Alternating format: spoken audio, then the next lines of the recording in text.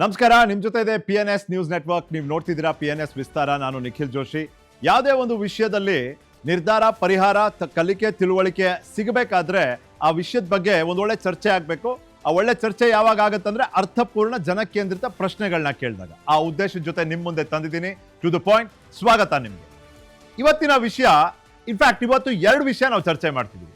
ಒಂದು, ರಾಜ್ಯದಲ್ಲಿ ಚುನಾವಣಾ ಆಯೋಗ ನಡೆಸಿದಂಥ SIR ಸ್ಪೆಷಲ್ ಇಂಟೆನ್ಸಿವ್ ರಿವಿಷನ್, ವಿಶೇಷ ತೀವ್ರ ಪರಿಷ್ಕರಣಾ ಪ್ರಕ್ರಿಯೆ, ಮತದಾರರ ಪಟ್ಟಿಯ ಪರಿಷ್ಕರಣೆ ಬಗ್ಗೆ ಮಾತನಾಡ್ತಿರುವಂಥದ್ದು. ಅದು ಮೊದಲನೇ ವಿಷಯ. ಎರಡನೇ ವಿಷಯ, ಕಿಲ್ಲರ್ ಪನ್ನೀರ್. ಈ ಊಟದ ಗುಣಮಟ್ಟ, ಊಟವನ್ನು ತಯಾರಿಸೋದಕ್ಕೆ ಪಡ್ಕೊಂಡು ಬಂದಂಥ ಪದಾರ್ಥಗಳು, ಆ ಪದಾರ್ಥಗಳ ಗುಣಮಟ್ಟ, ಇದೆಲ್ಲಾನು ಒಂದು ರೀತಿ ಸೆಂಟ್ರಲ್ ಫೋಕಸ್ ಪಾಯಿಂಟ್ ಆಗ್ಬಿಡ್ತು. ಯಾವಾಗಿಂದ ಅಂದ್ರೆ ಬೆಂಗಳೂರಿನ ಪ್ರತಿಷ್ಠಿತ ಪಂಚತಾರಾ ಹೋಟೆಲ್ಗಳನ್ನೇ ಬಿಡದೇನೆ ರೇಡ್ ಮಾಡಿದಾಗ ಅಲ್ಲಿ ನಾವು ಕಂಡಂತ ದೃಶ್ಯಗಳು, ನಮಗೆ ಸಿಕ್ಕಂತ ಮಾಹಿತಿ ಒಂದು ರೀತಿ ಕಣ್ಣನ್ನ ತೆರೆಸಿದೆ ಅಂತ ಹೇಳಿದ್ರೆ ತಪ್ಪಾಗ್ಲಿಕ್ಕಿಲ್ಲ. ಹಾಗಾಗಿ ಇವಾಗ ಪ್ರತಿಯೊಂದು ಹೋಟೆಲ್, ಪ್ರತಿಯೊಂದು ದರ್ಜೆಯ ಹೋಟೆಲ್, ಪ್ರತಿಯೊಂದು ತಿಂಡಿ ತಿನಿಸು ಮಾರುವಂತಹ ಜಾಗಗಳ ಮೇಲೆ ಬೇರೆ ರೀತಿಯ ಒಂದು ಅನುಮಾನಾಸ್ಪದ ಗಮನವನ್ನ ಇವತ್ತು ಸಾರ್ವಜನಿಕರು ಹರಿಸ್ತಿರುವಂಥದ್ದು. ಅದಕ್ಕೆ ಪೂರಕವಾಗಿ ಸರ್ಕಾರ ಕೂಡ ಮುಂದಾಗಿ ತನ್ನ ಒಂದು ಜವಾಬ್ದಾರಿ, ಇಲ್ಲಿವರೆಗೂ ಏನು ಕಡಿಮೆ ನಿಭಾಯಿಸಿತ್ತು ಅಂತ ಅನ್ಕೊಂಡಿದ್ವಿ, ಅದನ್ನ ನಿಭಾಯಿಸಲಿಕ್ಕೆ ಮುಂದಾಗಿದೆ. ಅದನ್ನ ಎರಡನೇ ಭಾಗದಲ್ಲಿ ಮಾತಾಡೋಣ. ಮೊದಲನೇ ಚರ್ಚೆಯ ವಿಷಯ, SIR ಪಕ್ಕಾ ಲೆಕ್ಕ ಅಂತ ನಾವು ಹೇಳ್ತಿಲ್ಲ, ಆಕ್ಚುಲಿ ನಾವು ಕೇಳ್ತಿರೋಂಥದ್ದು. ಪಕ್ಕಾ ಲೆಕ್ಕ ಇದೆಯಾ ಇದರಲ್ಲಿ ಅಂತ. ಯಾಕಂದ್ರೆ ಏನ್ ಹೇಳುತ್ತೆ ಅಂದ್ರೆ, ಕರ್ನಾಟಕದ ಇಲ್ಲಿವರೆಗಿನ SIR ಪ್ರಕ್ರಿಯೆ 1,08,00,000ಕ್ಕೂ ಹೆಚ್ಚು ಜನರ ಹೆಸರು ಮತದಾರರ ಪಟ್ಟಿಯಿಂದ ಹೊರತುಪಡಿಸಲಾಗಿದೆ. ಹಂಗಂದ್ರೆ ನಾವು ಆತಂಕ ಪಡ್ಬೇಕಾ? ಇದರ ಅರ್ಥ ಏನು? ಇದರ ಅರ್ಥ ಇರೋದು ಅವ್ರಿಗೆ ಯಾವತ್ತೂ ಮತದಾನದ ಅವಕಾಶ ಸಿಗೋದೇ ಇಲ್ಲ ಅಂತಲ್ಲ.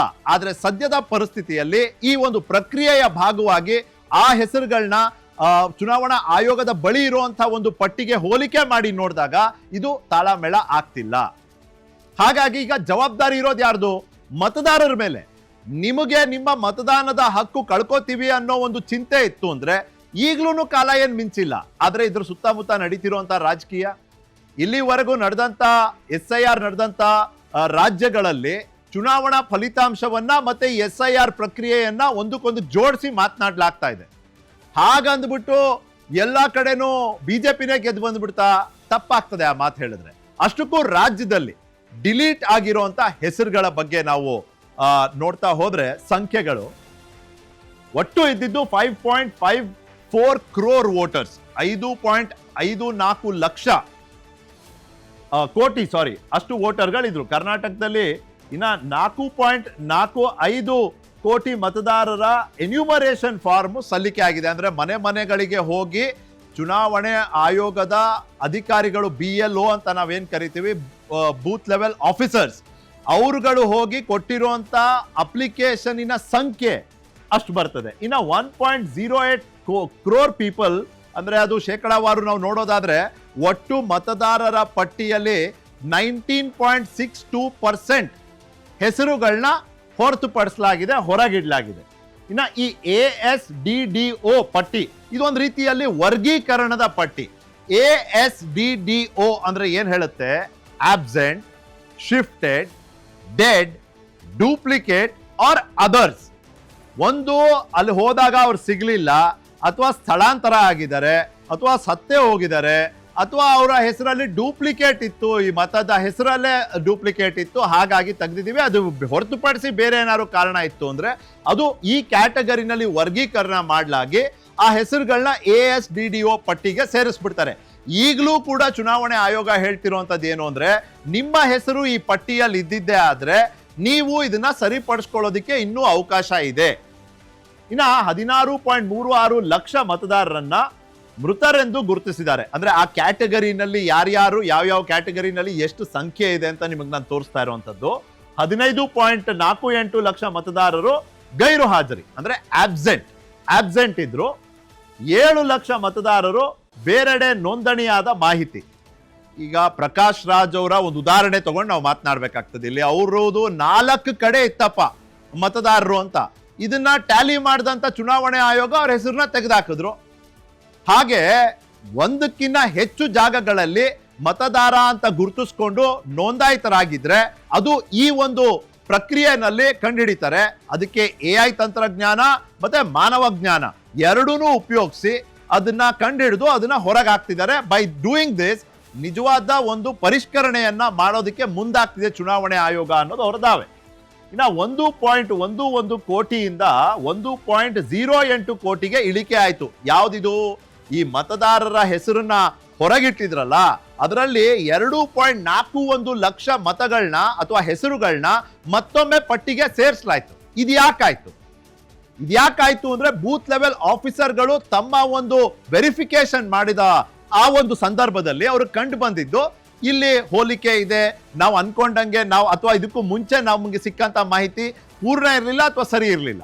ಈಗ ನಮಗೆ ಸಿಕ್ಕಿದೆ ಮಾಹಿತಿ, ಹಾಗಾಗಿ 2.41 ಲ್ಯಾಕ್ ಜನರ ಹೆಸರನ್ನ ಮತ್ತೊಮ್ಮೆ ಮತದಾರರ ಪಟ್ಟಿಗೆ ಸೇರಿಸಲಾಯಿತು. ಇದಾಗಿತ್ತು ಇಲ್ಲಿಯ ಸಂಖ್ಯಾ ಒಂದು ಶಾಸ್ತ್ರ ಏನಿದೆ ಈ ಪರಿಷ್ಕರಣೆ ಪ್ರಕ್ರಿಯೆಗೆ ಸಂಬಂಧಪಟ್ಟಂಗೆ ಅದು ಈ ರೀತಿ ಕಂಡು ಬಂತು. 1.08 ಕ್ರೋರ್ ಜನ ಹೇಗೆ ಹೊರಗೆ ಉಳಿದಿದ್ದಾರೆ ಅಂದ್ರೆ ಈ ರೀತಿಯ ವರ್ಗೀಕರಣ ಆಗಿರೋದ್ರಿಂದ ಉಳಿದಿದ್ದಾರೆ. ಇದು ಬರೀ ಒಂದು ಚುನಾವಣೆ ಅಥವಾ ಮತದಾರರ ಆಯಾಮಕ್ಕೆ ಸೀಮಿತವಾದಂತ ವಿಷಯ ಅಲ್ಲ. ಇದು ರಾಜಕೀಯಕ್ಕೆ ಹಬ್ಬಿರುವಂತದ್ದು. ಸಹಜವಾಗಿ ಇದ್ರ ಸುತ್ತಮುತ್ತ ಸಾಕಷ್ಟು ರಾಜಕೀಯ ಕೂಡ ಇದೆ. ಆದ್ರೆ ಈ ಚರ್ಚೆಯ ವಿಸ್ತಾರವನ್ನ ನಿರ್ಧರಿಸುವಂತ ನಿರ್ದಿಷ್ಟ ಪ್ರಶ್ನೆಗಳು ನಿಮ್ಮ ಮುಂದೆ. ರಾಜ್ಯ ಚುನಾವಣಾ ಆಯೋಗ ನಿರ್ವಹಿಸಿರುವ SIR ಪ್ರಕ್ರಿಯೆಯ ಸದ್ಯದ ಫಲಿತಾಂಶ ಕಂಡು ಆತಂಕ ಪಡುವ ಅವಶ್ಯಕತೆ ಇದೆಯಾ? ಯಾಕೆ ಆತಂಕ ಅಂದ್ರೆ ಸರ್ಕಾರ ಹೇಳ್ಬಿಟ್ಟಿದೆ, ನೀವು ಮತದಾನದ ಹಕ್ಕನ್ನ ಕಳ್ಕೊಂಡ್ರೆ ಸರ್ಕಾರಿ ಸವಲತ್ತುಗಳು ಅಂದ್ರೆ ಕಲ್ಯಾಣ ಯೋಜನೆಗಳಲ್ಲಿ ನೀವು ಫಲಾನುಭವಿ ಆಗಿದ್ರೆ ಅದನ್ನು ನೀವು ಕಳ್ಕೊತೀರಿ ಅಂತ ಸುಪ್ರೀಂ ಕೋರ್ಟ್ ಅದ್ರ ಬಗ್ಗೆ ಒಂದು ಆದೇಶ ಕೊಟ್ಟಿದೆ. ಅದನ್ನ ಈ ಚರ್ಚೆ ಅವಧಿಯಲ್ಲಿ ಹೇಳ್ತೀನಿ. 1 ಕೋಟಿಗೂ ಹೆಚ್ಚು ಮತದಾರರ ಹೆಸರುಗಳು ಮತಪಟ್ಟಿಯಿಂದ ಹೊರತುಪಡಿಸೋದ್ರ ಅರ್ಥ ಏನು ಅಂದ್ರೆ ಇಲ್ಲಿವರೆಗೂ ನಾವು 20% ಎಲ್ಲ ಸುಳ್ಳು ಮತ ಹಾಕ್ತಿದ್ವಾ? ಆ ರೀತಿಯ ಪ್ರಶ್ನೆ ನಮ್ಮ ಮನಸ್ಸಲ್ಲಿ ಮೂಡೋ ಸಹಜ ಅಲ್ವಾ? 5.54 ಕ್ರೋರ್ ವೋಟರ್ಸ್ ಅಲ್ಲಿ 20% ಅದೇ 1 ಕೋಟಿಗಿನ್ನ ಸ್ವಲ್ಪ ಜಾಸ್ತಿ ಆಯ್ತು. 1.08 ಕ್ರೋರ್ ಅಂತ ಏನ್ ಬಂದಿದೆ ಅದು ಅಲ್ಲಿಗೆ ಬರುತ್ತೆ. ಹಾಗಾದ್ರೆ ಇಲ್ಲಿವರೆಗೂ ಇಷ್ಟೊಂದು ಕಳ್ಳ ಮತಗಳು ಸುಳ್ಳು ಮತಗಳಿದ್ವಾ ಕರ್ನಾಟಕದಲ್ಲಿ? ಪ್ರಶ್ನೆ. SIR ಪ್ರಕ್ರಿಯೆ ಬಗ್ಗೆ ಇರುವ ಅನುಮಾನಗಳನ್ನ ಹೋಗ್ಲಾಡಿಸಲು ಚುನಾವಣಾ ಆಯೋಗ ತೆಗೆದುಕೊಳ್ಬಹುದಾದ ಕ್ರಮಗಳೇನು? ಅದು ಒಂದಷ್ಟು ಅರ್ಜಿಗಳ ಮೂಲಕನೂ ಮಾಡಬಹುದಾಗಿದೆ. ಚುನಾವಣೆ ಆಯೋಗನೇ ಸಾಕಷ್ಟು ಬಾರಿ ಜಾಗೃತೆಯನ್ನ ಮೂಡಿಸುವಂತ ಪ್ರಯತ್ನಗಳನ್ನ ಮಾಡಿದೆ. ಅದನ್ನ ಈ ಚರ್ಚೆ ಅವಧಿಯಲ್ಲೂ ಕೂಡ ನಿಮ್ಮ ಮುಂದೆ ಹೇಳ್ತೀನಿ. ಚುನಾವಣಾ ಫಲಿತಾಂಶಗಳನ್ನ ಪ್ರಕ್ರಿಯೆಗೂ ಅದರ ಫಲಿತಾಂಶಕ್ಕೂ ಹೋಲಿಸಿ ಮಾತನಾಡೋದು ಸರಿನಾ? ಬೆಂಗಾಲ್ನಲ್ಲಿ SIR ಆಯ್ತು, ಬಿಜೆಪಿ ಗೆದ್ದುಬಿಡ್ತು. ಆಂಧ್ರ ಪ್ರದೇಶದಲ್ಲಿ ಇನ್ನೊಂದಾಯ್ತು. ಹೀಗೆ ಒಂದು ರಾಜ್ಯದಲ್ಲಿ ನಡೆದಂತ ಈ ಒಂದು SIR ಪ್ರಕ್ರಿಯೆನ ಅಲ್ಲಿನ ಮುಂದಿನ ಚುನಾವಣೆಯ ಫಲಿತಾಂಶಕ್ಕೆ ಜೋಡಿಸಿ ಸೇರಿಸಿ ಹೋಲಿಸಿ ಮಾತಾಡೋದು ಎಷ್ಟು ಸರಿ ಅಂತ ಇವತ್ತು ನನ್ನ ಜೊತೆ ಇರುವಂತಹ ನನ್ನ ಪ್ಯಾನಲಿಸ್ಟ್ ಗಳಿಗೆ ನಾನು ಕೇಳಬೇಕಾಗ್ತದೆ. ಚಾಂದ್ ಪಾಷಾ ಅವರಿದ್ದಾರೆ ಕಾಂಗ್ರೆಸ್ ಇಂದ, ರಾಘವೇಂದ್ರ ಅವರಿದ್ದಾರೆ ಬಿ ಪ್ಯಾಕ್ ಮತ್ತೆ ಬಿ ಕ್ಲಿಪ್ ಇಂದ, ಚಂದ್ರಶೇಖರ್ ಅವರಿದ್ದಾರೆ, ಅವರು ಬಿಜೆಪಿಯ ವಕ್ತಾರರು. ರಾಘವೇಂದ್ರ ಅವರಿಂದಾನೇ ಶುರು ಮಾಡೋಣ. ಒಬ್ಬ ನಾಗರಿಕನ ಒಂದು ಪಾಯಿಂಟ್ ಆಫ್ ವ್ಯೂ ಇಂದ ರಾಘವೇಂದ್ರ ಅವರೇ, 1.08 ಕ್ರೋರ್ ಮತದಾರರು ಪಟ್ಟಿಯಿಂದ ಹೊರಗೆ ಉಳಿದು ಬಿಟ್ಟಿದ್ದಾರೆ ಅಂದ್ರೆ ಅರ್ಥ ನಾವು ಇಲ್ಲಿವರೆಗೂ ಇಷ್ಟು ಜನ ಸುಳ್ಳು ಮತ ಕಳ್ಳ ಮತ ಅಂತನಾ? ನೀವ್ ಹೆಂಗ್ ತಿಳ್ಕೊಂಡಿದ್ದೀರಿ ಇದನ್ನ? ಇದು ಇಲ್ಲಿ ಇಷ್ಟು ಜನ ಸುಳ್ಳು ಮತ ಕಳ್ಳ ಮತ ಅಂತ ಬರೋಕೆ ಹೋಗಲ್ಲ.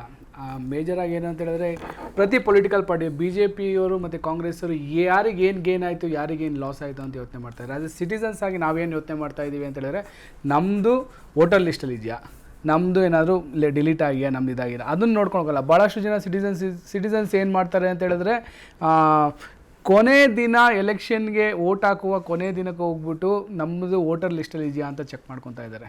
ಸೊ ಅದಕ್ಕಿಂತ ಮುಖ್ಯವಾಗಿ ಏನು ಅಂತ ಹೇಳಿದ್ರೆ ನಾವು ಯೋಚನೆ ಮಾಡಬೇಕಾಗಿರೋದು ಏನು ಅಂತ ಹೇಳಿದ್ರೆ ಭಾಳಷ್ಟು ಜನ ಡೂಪ್ಲಿಕೇಟ್ ವೋಟರ್ಸ್ ಇದ್ದಿದ್ದಂತೂ ನಿಜ.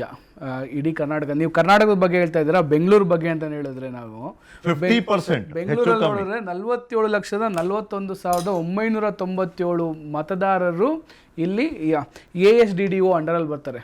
ಸೊ ಅಂತ ಹೇಳಿದ್ರೆ ಇಟ್ಸ್ ಈಕ್ವಲಿ 50% ನಿಮಗೆ ಆಲ್ಮೋಸ್ಟ್. ಯಾಕಂದ್ರೆ 1,03,00,000 ಜನ ಏನೋ ನಮಗಲ್ಲಿ ವೋಟರ್ಸ್ ಇದ್ದಾರೆ ಅಂತ ನೋಡಿದ್ರೆ. ಸೊ ನಮ್ಗೇನಂತ ಹೇಳಿದ್ರೆ ಬೆಂಗಳೂರಿನ ವೋಟರು ಸಹ ವೋಟಿಂಗ್ ಪಾಪ್ಯುಲೇಷನ್ ನೋಡ್ತಾ ಇದ್ರೆ ನಮಗೆ ಎಲ್ಲ ಇಡೀ ಕರ್ನಾಟಕದಲ್ಲಿ 86%, 87% ಆಗ್ತಾ ಇದ್ದಾರೆ. ಬೆಂಗಳೂರಲ್ಲಿ ಬರೀ ನಿಮಗೆ 60%, 61% ಆಗ್ತಾ ಇತ್ತು. ಸೊ ಇದೆಲ್ಲ ಕಾರಣನೂ ಸಹ ಆಗಿರುತ್ತೆ. ಅದ್ರ ಜೊತೆ ಏನು ಅಂತ ಹೇಳಿದ್ರೆ ಬಹಳಷ್ಟು ಜನ ಯಾರ್ಯಾರು ಬೆಂಗಳೂರಲ್ಲಿ ಇದ್ದಾರೆ ಅಂತ ನೋಡಿದ್ರೆ ಅವರು ಹಾಸನಲ್ಲೂ ಒಂದು ವೋಟರ್ ಇರ್ತಾರೆ, ಉಡುಪಿಲೂ ಒಂದು ಇರ್ತಾರೆ. ಡೂಪ್ಲಿಕೇಟ್ ಅನ್ನೋದು ಬಹಳಷ್ಟಿದೆ. ಅದನ್ನ ಮತದಾನ ಪ್ರಕ್ರಿಯೆಯಲ್ಲಿ ಈ SIR ಅಲ್ಲಿ ಆಗ್ತಾ ಇರೋದು ಏನು ಒಂದಿದು. ಆದರೆ ಎಷ್ಟು ಮಟ್ಟಿಗೆ ಹೊರಗುಳಿದಿದ್ದಾರೆ ಅನ್ನೋದನ್ನ ಸಹ ಮೊದಲನೇದಾಗಿ ಏನಾಗಿದೆ ಗೊತ್ತಾ ನಿಖಿಲ್, ಮೊದಲನೇದಾಗಿ ಆಗಿರೋದು ಏನು ಅಂತ ಹೇಳಿದ್ರೆ ಬಹಳಷ್ಟು ಜನಕ್ಕೆ BLOಗಳಿಗೆ ಟ್ರೈನಿಂಗ್ ಇರಲಿಲ್ಲ ಸರ್. ಅದು ಫಸ್ಟ್ ಡ್ರಾಬ್ಯಾಕ್ ಆಗಿದೆ ಅಲ್ಲಿಂದ. BLOಗಳಿಗೂ ಟ್ರೈನಿಂಗ್ ಇಲ್ಲ, ನಮಗೆ ಅಧಿಕಾರಿಗಳಿಗೂ ಟ್ರೈನಿಂಗ್ ಇರಲಿಲ್ಲ, ನಮ್ಮ ಜನಸಾಮಾನ್ಯರಿಗೂ ಏನಿದೆ ಅಂತ ಗೊತ್ತಿರಲಿಲ್ಲ. ಸೊ ಎಲ್ಲರೂ ಸಹ ಏನಂತ ಹೇಳ್ತಿದ್ದಾರೆ ಅಂತ ಹೇಳಿದ್ರೆ BLOಗಳು ಮಾಡಬೇಕಾಗಿತ್ತು ಅಂತ ಹೇಳಿದ್ರೆ ಪ್ರಾಪರ್ ಟ್ರೈನಿಂಗ್ ಇರಲಿಲ್ಲ, ಪ್ರಾಪರ್ ಗೈಡೆನ್ಸ್ ಇರಲಿಲ್ಲ, ಅವ್ರಿಗೆ ಹೆಂಗೆ ಕ್ಲಿಯರ್ ಇನ್ಸ್ಟ್ರಕ್ಷನ್ಸ್ ಇರಲಿಲ್ಲ, ನೆಕ್ಸ್ಟ್ ಯಾರಿಗೆ ರೀಚ್ ಔಟ್ ಆಗಬೇಕು ಅಂತ ಗೊತ್ತಿರಲಿಲ್ಲ. ನಮಗೆ ಜನಗಳಲ್ಲಿ ಗೊಂದಲ ಅನ್ನೋದು ಕ್ರಿಯೇಟ್ ಆಗೋಯ್ತು. ರಾಘವೇಂದ್ರ ಅವರ ಇಮಿಡಿಯೇಟ್ ಆಗಿ ಪ್ರಶ್ನೆ ಬರೋದೇನು ಹೇಳಿ, ಟ್ರೈನಿಂಗ್ ಇಲ್ಲದೆ ಇರೋದ್ರ ಕಾರಣನೇ ಇಷ್ಟೊಂದು ದೊಡ್ಡ ಪ್ರಮಾಣದ ಒಂದು ವ್ಯತ್ಯಾಸ ನಾವು ಕಾಣ್ತಾ ಇದೀವ? ಹೌದು, ಅವ್ರಿಗೆ ಟ್ರೈನಿಂಗ್ ಇಲ್ಲದೆ ಇರೋದೇ ಇದಕ್ಕೂ ಒಂದು ಕಾರಣ ಅಂತ ಹೇಳ್ಬೋದಾ? ಇಲ್ಲದೆ ಇರೋದೇ ಇದಕ್ಕೂ ಒಂದು ಕಾರಣ. ಸೊ ಪ್ರಾಪರ್ ಆಗಿ ಪ್ರಿಪೇರ್ ಆಗಿಲ್ದೇ ಇರೋದಕ್ಕೆ ಇದು ಒಂದು ಕಾರಣ. ಇದರಿಂದ ಯಾರು ಸಫರ್ ಪಡ್ತಾ ಇದ್ದಾರೆ? ಜನಸಾಮಾನ್ಯರು, ನಮ್ಮಂಥವ್ರು ಸಫರ್ ಪಡ್ತಾ ಇರೋದು. ನಮ್ದಿದೆಯಾ ಭಾಳಷ್ಟು ಜನ ಸೆಲ್ಫ್ ಎನ್ಯುಮರೇಟರ್ ಮಾಡಿ ಅಂತ ಹೇಳಿದ್ರು, ನಾವೆಲ್ಲ ಸೆಲ್ಫ್ ಎನ್ಯುಮರೇಟರ್ ಮಾಡೋದಕ್ಕಂತ ಪುಷ್ ಮಾಡ್ದೋ. ದೆನ್ ಏನಾಯ್ತು ಅಂತ ಹೇಳಿದ್ರೆ ಫಿಸಿಕಲ್ ಫಾರ್ಮ್ ಬಂತು. 2002ರಲ್ಲಿ ನಿಮ್ದು ವೋಟರ್ ಮನೆಯವ್ರು ಯಾರು ಇರಬೇಕು ಅಂತ ಹೇಳಿದ್ರು. ಆಕ್ಚುಲಿ ಅದೊಂದು ಡೇಟಾ ಅನ್ನೋದನ್ನ ತಗೊಬಂದ್ಬಿಟ್ಟಿದೆ. 2007ರಲ್ಲಿ ಗ್ರ್ಯಾಂಡ್ ಪೇರೆಂಟ್ಸ್ ಯಾರು ನಮ್ದು ಇರಲಿಲ್ಲ ಅಂತ ಹೇಳಿದಾಗ ಅವ್ರಿಗೂ ನಮಗೂ 40 ವರ್ಷ ಡಿಫ್ರೆನ್ಸ್ ಇರಬೇಕು. ಓಕೆನಾ? ಅದಾದ್ಮೇಲೆ ನಮ್ಮ ಬ್ರದರು ಸಿಸ್ಟರು ಇತ್ತು ಅಂತ ಹೇಳಿದ್ರೆ 9 ತಿಂಗಳು ಇದಿರಬೇಕು. 2002ರಲ್ಲಿ ಅವ್ನು ಫಿಲ್ ಮಾಡೋನು ಏನೇನೋ ಡೇಟಾ ಫಿಲ್ ಮಾಡಿ ಇಟ್ಬಿಡ್ತಾನೆ. ನಮ್ಮ ತಾಯಿಗೂ ಮತ್ತು ನನಗೂ 3 ವರ್ಷ ಏನೋ ಡಿಫ್ರೆನ್ಸಲ್ಲಿ ಇದು ಮಾಡಿದ್ದಾರೆ. ಸೊ ಬಹಳಷ್ಟು ಟೆಕ್ನಿಕಲ್ ಎರರ್ ಆಗಿದೆ. ಅದನ್ನ ನಾವು ತಗೊಂಡು ನಾವು ಮಾಡ್ತೀವಿ ಅಂತ ಹೇಳಿದ್ರೆ ಏನು ಇಟ್ಸ್ ಇಲ್ಲ. ಡೇಟಾ ಇಟ್ಕೊಂಡು ನಾವು ಪರಿಷ್ಕರಣೆ ಮಾಡಕ್ ಹೋಗ್ತೀವಿ ಅಂದ್ರೆ ಪರಿಷ್ಕರಣೆಯ ಪರಿಣಾಮ ತಪ್ಪಾಗಿದೆ. ಇದು ತಪ್ಪಾಗಿದೆ. ಇದು ಆಕ್ಚುಲಿ ಆಗಿರೋದೇ ನಮ್ಮಲ್ಲಿ ಕ್ಲಿಯರ್ ಆಗಿಲ್ಲ. ನೀವೇನು BLOಗಳ ಟ್ರೈನಿಂಗ್ ಬಗ್ಗೆ ಮಾತಾಡಿದ್ರಿ, ಕಾಂಗ್ರೆಸ್ ಅವರು ಒಂದು ಪತ್ರ ಬರೆದ್ರು, ಚುನಾವಣೆ ಆಯೋಗಕ್ಕೆ ಒಂದು ಪತ್ರ ಬರೆದ್ರು. ಇದು August 17 ಸಾಲೋದಿಲ್ಲ, September 17 ನೀವು ಡೆಡ್ ಲೈನ್ ಎಕ್ಸ್ಟೆಂಡ್ ಮಾಡಿ. ಯಾಕೆ ಅಂದ್ರೆ ಮೊದಲನೇದಾಗಿ BLOಗಳಿಗೆ ಸಾಕಷ್ಟು ಟ್ರೈನಿಂಗ್ ಸಿಕ್ಕಿಲ್ಲ, ಸಾಕಷ್ಟು ಸಮಯ ಸಿಕ್ಕಿಲ್ಲ. ಆಮೇಲೆ ನೀವು ಕೊಟ್ಟಿರುವಂತ ಸಂಖ್ಯೆ ನೋಡಿದ್ರೆ ಇದನ್ನ ವೆರಿಫೈ ಮಾಡೋದಕ್ಕೆ 1 ವಾರ 10 ದಿನ ಎಲ್ಲ ಸಾಲೋದಿಲ್ಲ, ಇನ್ಫ್ಯಾಕ್ಟ್ 1 ತಿಂಗಳು ಸಾಲೋದಿಲ್ಲ. ಬಟ್ ಅಟ್ಲೀಸ್ಟ್ ಅಷ್ಟಾರು ಕೊಡಿ ಅಂತ ಕಾಂಗ್ರೆಸ್ ಅವರು ಒಂದು ಪತ್ರ ಬರೆದಿದ್ದಾರೆ. ನಿಮ್ಗೆ ಎಜುಕೇಶನ್ ಡಿಪಾರ್ಟ್ಮೆಂಟ್ ಇಂದ BLOಗಳನ್ನ ಹಾಕಿದೆ ಸರ್. ಅವರು ಯಲಹಂಕದಲ್ಲಿ ಇರೋರು ಬಂದ್ಬಿಟ್ಟು ಶಿವಾಜಿನಗರಕ್ಕೆ ಬರ್ತಾರೆ. ಅವ್ರಿಗೂ ಸಹ ಏನು ಇರೋ ಕೆಲಸ ಇದೆ. ಇದ್ರ ಜೊತೆಗೆ ಮಕ್ಕಳ ಎಜುಕೇಶನ್ ಮೇಲೂ ಇದಾಗ್ತಾ ಇದೆ. ಅದ್ರ ಜೊತೆಗೆ ಅವ್ರಿಗೆ ಏನು ಕ್ಲಿಯರ್ ಇನ್ಸ್ಟ್ರಕ್ಷನ್ಸ್ ಇರಲ್ಲ. ಅಲ್ಲಿರೋ BLOಗಳನ್ನ ಅಲ್ಲಿಗೆ ಹಾಕಿದ್ರೆ ಸತಿ ಎಲ್ಲೆಲ್ಲೋ ಮ್ಯಾಪಿಂಗ್ ಆಗಿರೋದ್ರಿಂದ ಕ್ಲಿಯರ್ ಇನ್ಸ್ಟ್ರಕ್ಷನ್ ಇಲ್ದಿರ at the end of the day ನೀವೆಲ್ಲ ಯಾರ ಹತ್ರ ರೀಚ್ ಔಟ್ ಆಗ್ತೀವಿ ನಿಖಿಲ್? ಅವ್ರನ್ನ ರೀಚ್ ಔಟ್ ಆಗೋದೇ BLOನಲ್ಲ, ನಮ್ಗೆ ಒಂದು ಪಾಯಿಂಟ್ ಆಫ್ ಕಾಂಟ್ಯಾಕ್ಟೇ BLO ಇರೋದು.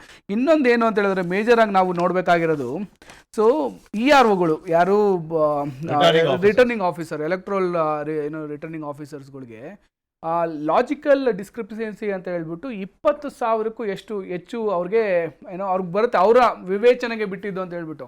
ಈ can reject, approve, accept anything. Inhuman 20,000 ಒಂದೊಂದು ಕಾನ್ಸ್ಟಿಟ್ಯೂನ್ಸಿಗೆ 20,000 ಬರುತ್ತೆ ಅಂತ ಹೇಳಿದ್ರೆ ಅವ್ರ ಕೈಲಿ ಆಗುತ್ತಾ ಮಾಡೋಕ್ಕೆ? ಅವು ಏನು ಮಾಡೋಕ್ಕಾಗುತ್ತೆ? ಒಂದು ಪಾಯಿಂಟ್ ಆಫ್ ಟೈಮಲ್ಲಿ ಎಲ್ಲರಿಗೂ ಅಕ್ಸೆಪ್ಟ್ ಅಂತ ಕೊಡ್ತಾ ಹೋಗುತ್ತೆ, ಮತ್ತೆ ಎಲೆಕ್ಟ್ರೋಲ್ ಮತ್ತೆ ತುಂಬ್ಕೊಳುತ್ತೆ. ಸೊ ಒಂದು ರಿವಿಷನ್ ಮಾಡುವ ಉದ್ದೇಶ ಏನಾಗಿತ್ತು?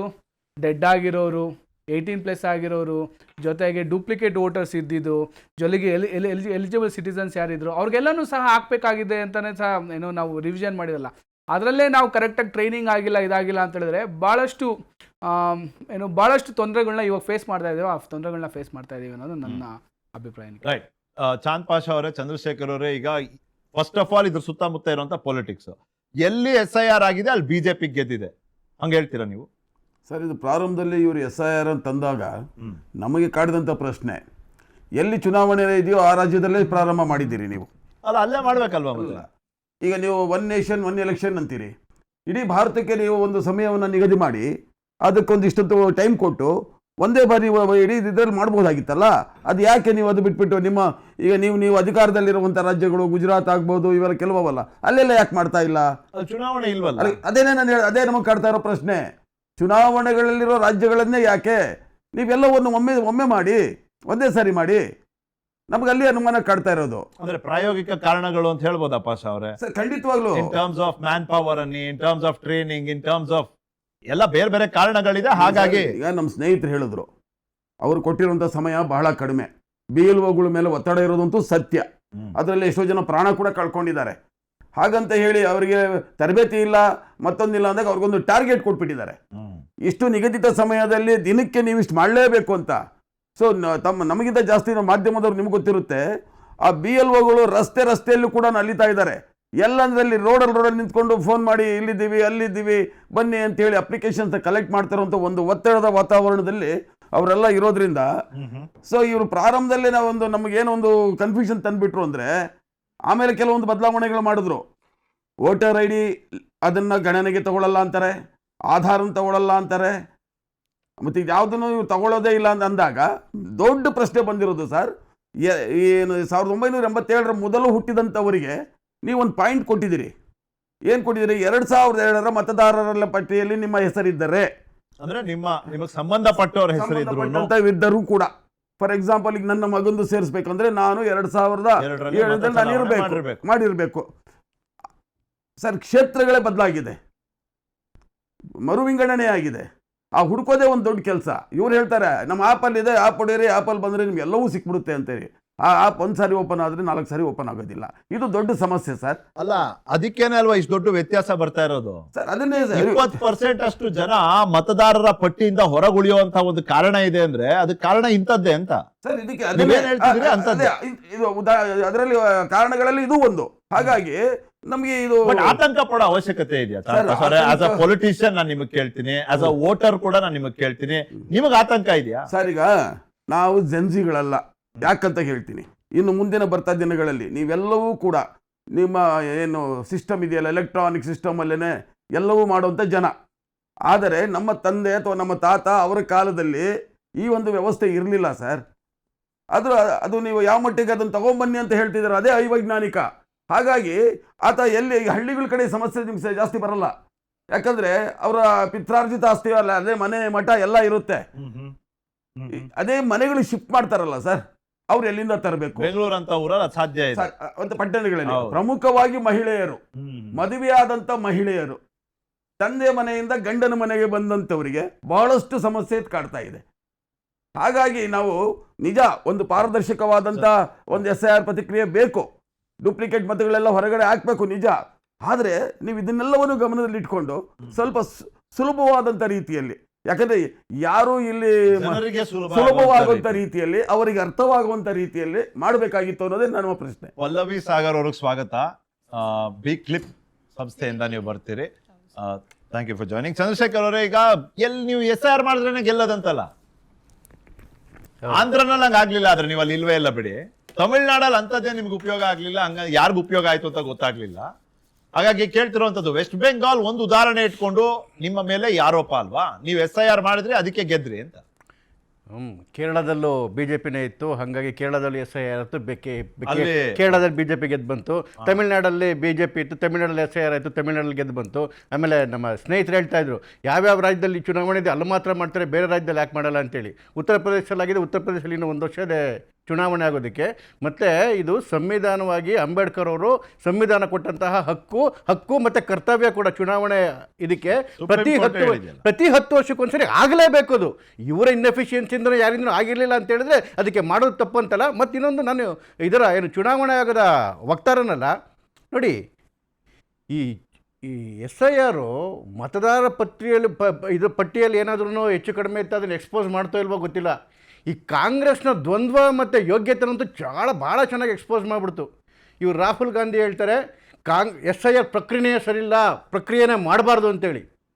ಶಶಿ ತರೂರು ಇವ್ರದ್ದೇ MP ಹೇಳ್ತಾರೆ ಕೇರಳದಲ್ಲಿ ನಾವು ಕಾಂಗ್ರೆಸ್ ಗೆಲ್ಲೋದಕ್ಕೆ SIR ಕೂಡ ಒಂದು ಕಾರಣ.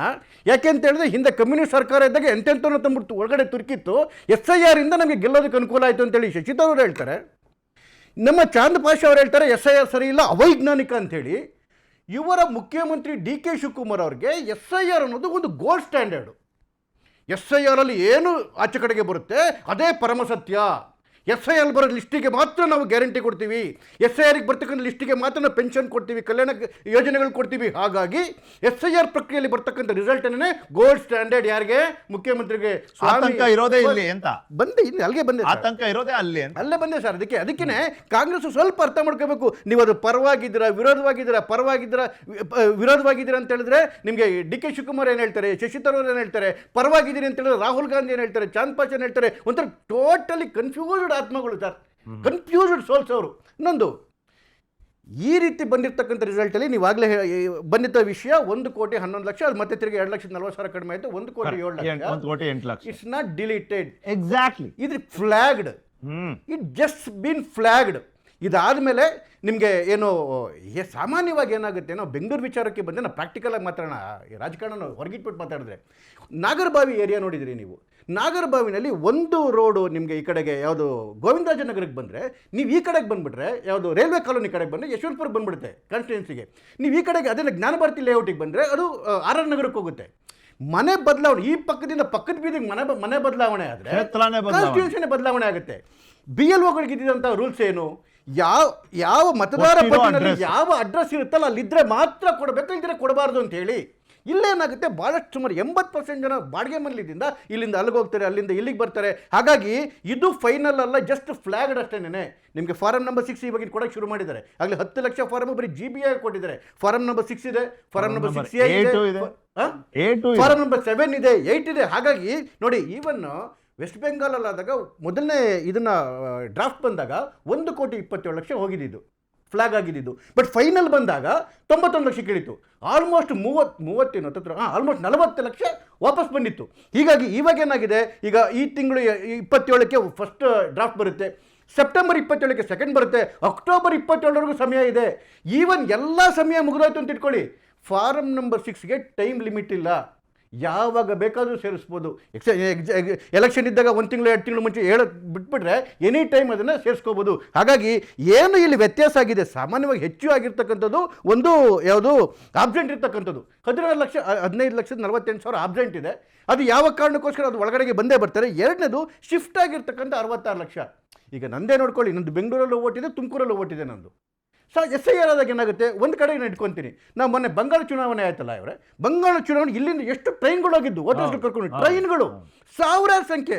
ಅವ್ರದ್ದು ಇಲ್ಲೂ ಓಟ್ ಇರ್ತಿತ್ತು, ಬೆಂಗಾಳದಲ್ಲೂ ಓಟ್ ಇರ್ತಿತ್ತು. ಈಗ SIR ಅಲ್ಲಿ ಏನಾಗುತ್ತೆ, ಅಲ್ಲಿ ಇಟ್ಕೊತಾರೆ, ಇಲ್ಲಿ ಇಟ್ಕೊಂಡು. ಯಾಕೆ ಇದು ವ್ಯತ್ಯಾಸ ಆಗಲ್ಲ ಚುನಾವಣೆ ರಿಸಲ್ಟ್ಗೆ ಅಂತ ಹೇಳಿದ್ರೆ, 2023ರ ರಿಸಲ್ಟ್ ನೋಡಿದ್ರೆ 2023 ಕರ್ನಾಟಕ ಅಸೆಂಬ್ಲಿ ಚುನಾವಣೆಯಲ್ಲಿ ಟೋಟಲ್ ಪೋಲ್ ಆಗಿದ್ದು 3,91,00,000 ಓಟ್ಗಳು. ಎಷ್ಟು ಪರ್ಸೆಂಟ್ ಆಯಿತು? 73.48%. ಅದನ್ನು ಇವತ್ತಿನ SIR ಕಂಪೇರ್ ಮಾಡಿದ್ರೆ 89% ಆಗುತ್ತೆ. ವೋಟರ್ ಟರ್ನ್ಔಟ್ 89% ಆಗುತ್ತೆ. ಯಾಕೆಂದ್ರೆ 3,91,00,000 ಲಾಸ್ಟ್ ಟೈಮ್ ವೋಟ್ ಆಗಿತ್ತು. ಟೋಟಲ್ ಸಂಖ್ಯೆನೇ ಕಮ್ಮಿ ಆಗ್ಬಿಡುತ್ತಲ್ಲ, ಬಿಕಾಸ್ ನೀವು ಡೂಪ್ಲಿಕೇಟ್ ಅಂತ ಬಂದೆ. ಈಗ ಇರ್ತಕ್ಕಂಥ ಎಷ್ಟು? 4,43,00,000. 4,43,00,000 ಇನ್ನು 5,54,00,000. ಬಟ್ ಅದು ಎಲ್ಲ ಪರಿಷ್ಕರಣೆ ಆಗಿ 4 crore 4,43,00,000 ಆಗಿದೆ. ಕಳೆದ ಚುನಾವಣೆಯಲ್ಲಿ ವೋಟ್ ಹಾಕಿದ ಎಷ್ಟು ಜನ? ಇದೇ ಜನಗಳಲ್ಲಿ 3,91,00,000. ಅಂದರೆ 89%. ಸಾಮಾನ್ಯವಾಗಿ ಈಗ SIR ಆದಮೇಲೆ ಬರ್ತಿರ್ತಕ್ಕಂಥ ಅಷ್ಟು ರಿಸಲ್ಟ್ಗಳು ನೋಡ್ಕೊಂಬನ್ನಿ. ವೆಸ್ಟ್ ಬೆಂಗಾಲ್ 93.8%, ಇದು ಯಾವುದು ತಮಿಳ್ನಾಡು 91.7%, ಎಲ್ಲ ಕಡೆಗೂ 99. ಮುಂಚೆ ಏನಾಗ್ತಿತ್ತು 67, 70, 75.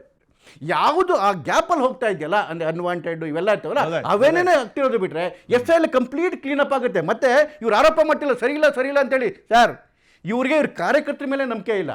ಅಲ್ಲಿ BLA 2ಗಳಿದಾರಲ್ಲ, ಯಾರು ಅವರು? ಇವ್ರದೇ ಕಾರ್ಯಕರ್ತರು ನೋಡಿ. ಈಗ ಮೊದಲಿಗೆ ಡ್ರಾಫ್ಟ್ ರಿಲೀಸ್ ಆಗಿದೆಯಲ್ಲ, ಯಾರ ಕೈಲಿ ಹೋಗುತ್ತೆ? ಆ ಬೂತ್ ಇಂದು ಅದೇ ಕಾಂಗ್ರೆಸ್ ಪಕ್ಷದ ಕಾರ್ಯಕರ್ತನ ಕೈಲಿ ಹೋಗುತ್ತೆ. ನಿನ್ನ ಬೂತಲ್ಲಿ ಎಷ್ಟಿದೆ? 800 ಅಥವಾ 900 ಇರ್ಬೋದು. ನಿನ್ನ ಬೂತಲ್ಲಿ ಯಾವುದಿಲ್ಲ, ನಿನಗೆ ಕಂಡಿಡಿಯೋಕ್ಕೆ ಯೋಗ್ಯತೆ ಇಲ್ಲ ಅಂತ ಹೇಳಿದ್ರೆ ಬೇರೆ ಮೇಲೆ ಹಾಕಿ ಆಗ್ತೀರಾ ಅದನ್ನ? BLA 2 ಒಂದ್ ನಿಮಿಷ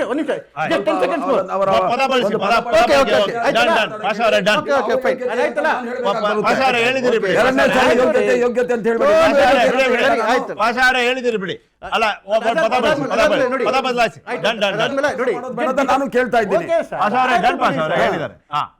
ಬಿಹಾರಲ್ಲಿ ಫೈನಲ್ ಫಸ್ಟ್ ಡ್ರಾಫ್ಟ್ ಬಂದಾಗ 33,000 ಅಬ್ಜೆಕ್ಷನ್ಸ್ಗಳು ಬಂತು.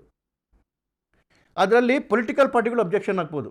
17 ಅಬ್ಜೆಕ್ಷನ್ನ CPIML ಆಗ್ತು, 5 ಅಬ್ಜೆಕ್ಷನ್ನ YCR party ಆಗ್ತು, BJP 3 objection ಆಗ್ತು. Congress ಎಷ್ಟು ಹಾಕಿದ್ದು ಗೊತ್ತಾ? 0. ತಮಿಳ್ನಾಡು ಅಬ್ಜೆಕ್ಷನ್ ಕಾಂಗ್ರೆಸ್ಸು 0.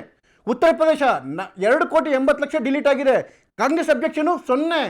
ಏನು 5 ರಾಜ್ಯದಲ್ಲಿ ಆಗಿದ್ದಿಲ್ಲ, ಕಾಂಗ್ರೆಸ್ ಇಲ್ಲಿವರೆಗೂ ಒಂದೇ ಒಂದು ಅಬ್ಜೆಕ್ಷನ್ ಹಾಕಿಲ್ಲ ಸರ್. ಇವತ್ತು EVM ಅಲ್ಲಿ ಅದೇ ಮಾಡಿದ್ರು. EVM ಸರಿ ಇಲ್ಲ ಅಂತ ಹೇಳಿದ್ರಲ್ಲ, ಮೊನ್ನೆ 5 ಚುನಾವಣೆ ಆಯ್ತಲ್ಲ, 5 ಚುನಾವಣೆ ಆದಾಗ ಯಾವುದಾದ್ರೂ ಒಂದು ಕಡೆಗೆ EVM ಬಗ್ಗೆ ಅಬ್ಜೆಕ್ಷನ್ ಹೇಳಿದ್ರ? ಇವ್ರಿಗೆ ಅಬ್ಜೆಕ್ಷನ್ ಕೊಡಲ್ಲ, ಇವರ ಕಾರ್ಯಕರ್ತ ಯಾಕೆ ಅಬ್ಜೆಕ್ಷನ್ ಕೊಡೋಕ್ಕಾಗಲ್ಲ ಅಂತ ಹೇಳಿದ್ರೆ, SIR ಪತ್ರಿಕೆಯಲ್ಲಿ ಇವರ BLA 2 ಹೋದಾಗ ಅದು ಸರಿಯಾಗಿರುತ್ತೆ.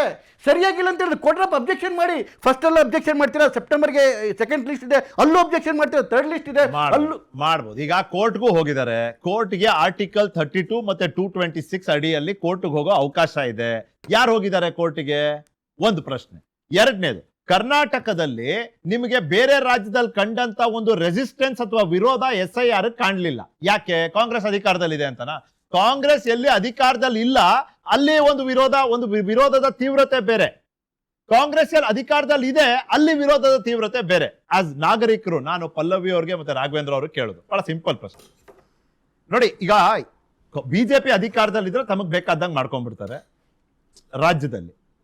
ರಾಜ್ಯದಲ್ಲಿ ಇಲ್ಲ ಅಂದ್ರೆ ಆರೋಪ ಏನ್ ಬರುತ್ತೆ? ಬಿಜೆಪಿ ಅವ್ರದೇ ಅಲ್ವಾ ಚುನಾವಣೆ ಆಯೋಗ, ಅವ್ರ ಕಂಟ್ರೋಲ್ ಅಲ್ಲೇ ಇದೆ ಕೇಂದ್ರದಲ್ಲಿ, ಹಂಗಾಗಿ ಕಂಟ್ರೋಲ್ ಮಾಡ್ಬಿಡ್ತಾರೆ. ಆದ್ರೆ ಇಲ್ಲಿ BLOಗಳು ಯಾರಿದ್ದಾರೆ ಅವರೆಲ್ಲ ರಾಜ್ಯ ಸರ್ಕಾರದ್ದೇ ಅಲ್ವಾ ಅಧಿಕಾರಿಗಳು. ಇಲ್ಲಿ ಆ ವಿರೋಧಕ್ಕೆ ಆಸ್ಪದನೇ ಇಲ್ಲ ಅಂತ. ಬಹುಶಃ ಇಡೀ ದೇಶದಲ್ಲಿ ಎಲ್ಲಾದ್ರೂ ಒಂದು ರೀತಿ ಬ್ಯಾಲೆನ್ಸ್ಡ್ SIR ಆಗೋ ಸಾಧ್ಯತೆ ಇದೆ ಅಂದ್ರೆ ಅದು ಕರ್ನಾಟಕದಲ್ಲೇ. ಪಲ್ಲವಿ ಹೇಳಿ. ಹೌದು ಸರ್, ಬ್ಯಾಲೆನ್ಸ್ಡ್ SIR ಆಗ್ತಾ ಇರೋದು ಕರ್ನಾಟಕದಲ್ಲಿ ಒಂದು.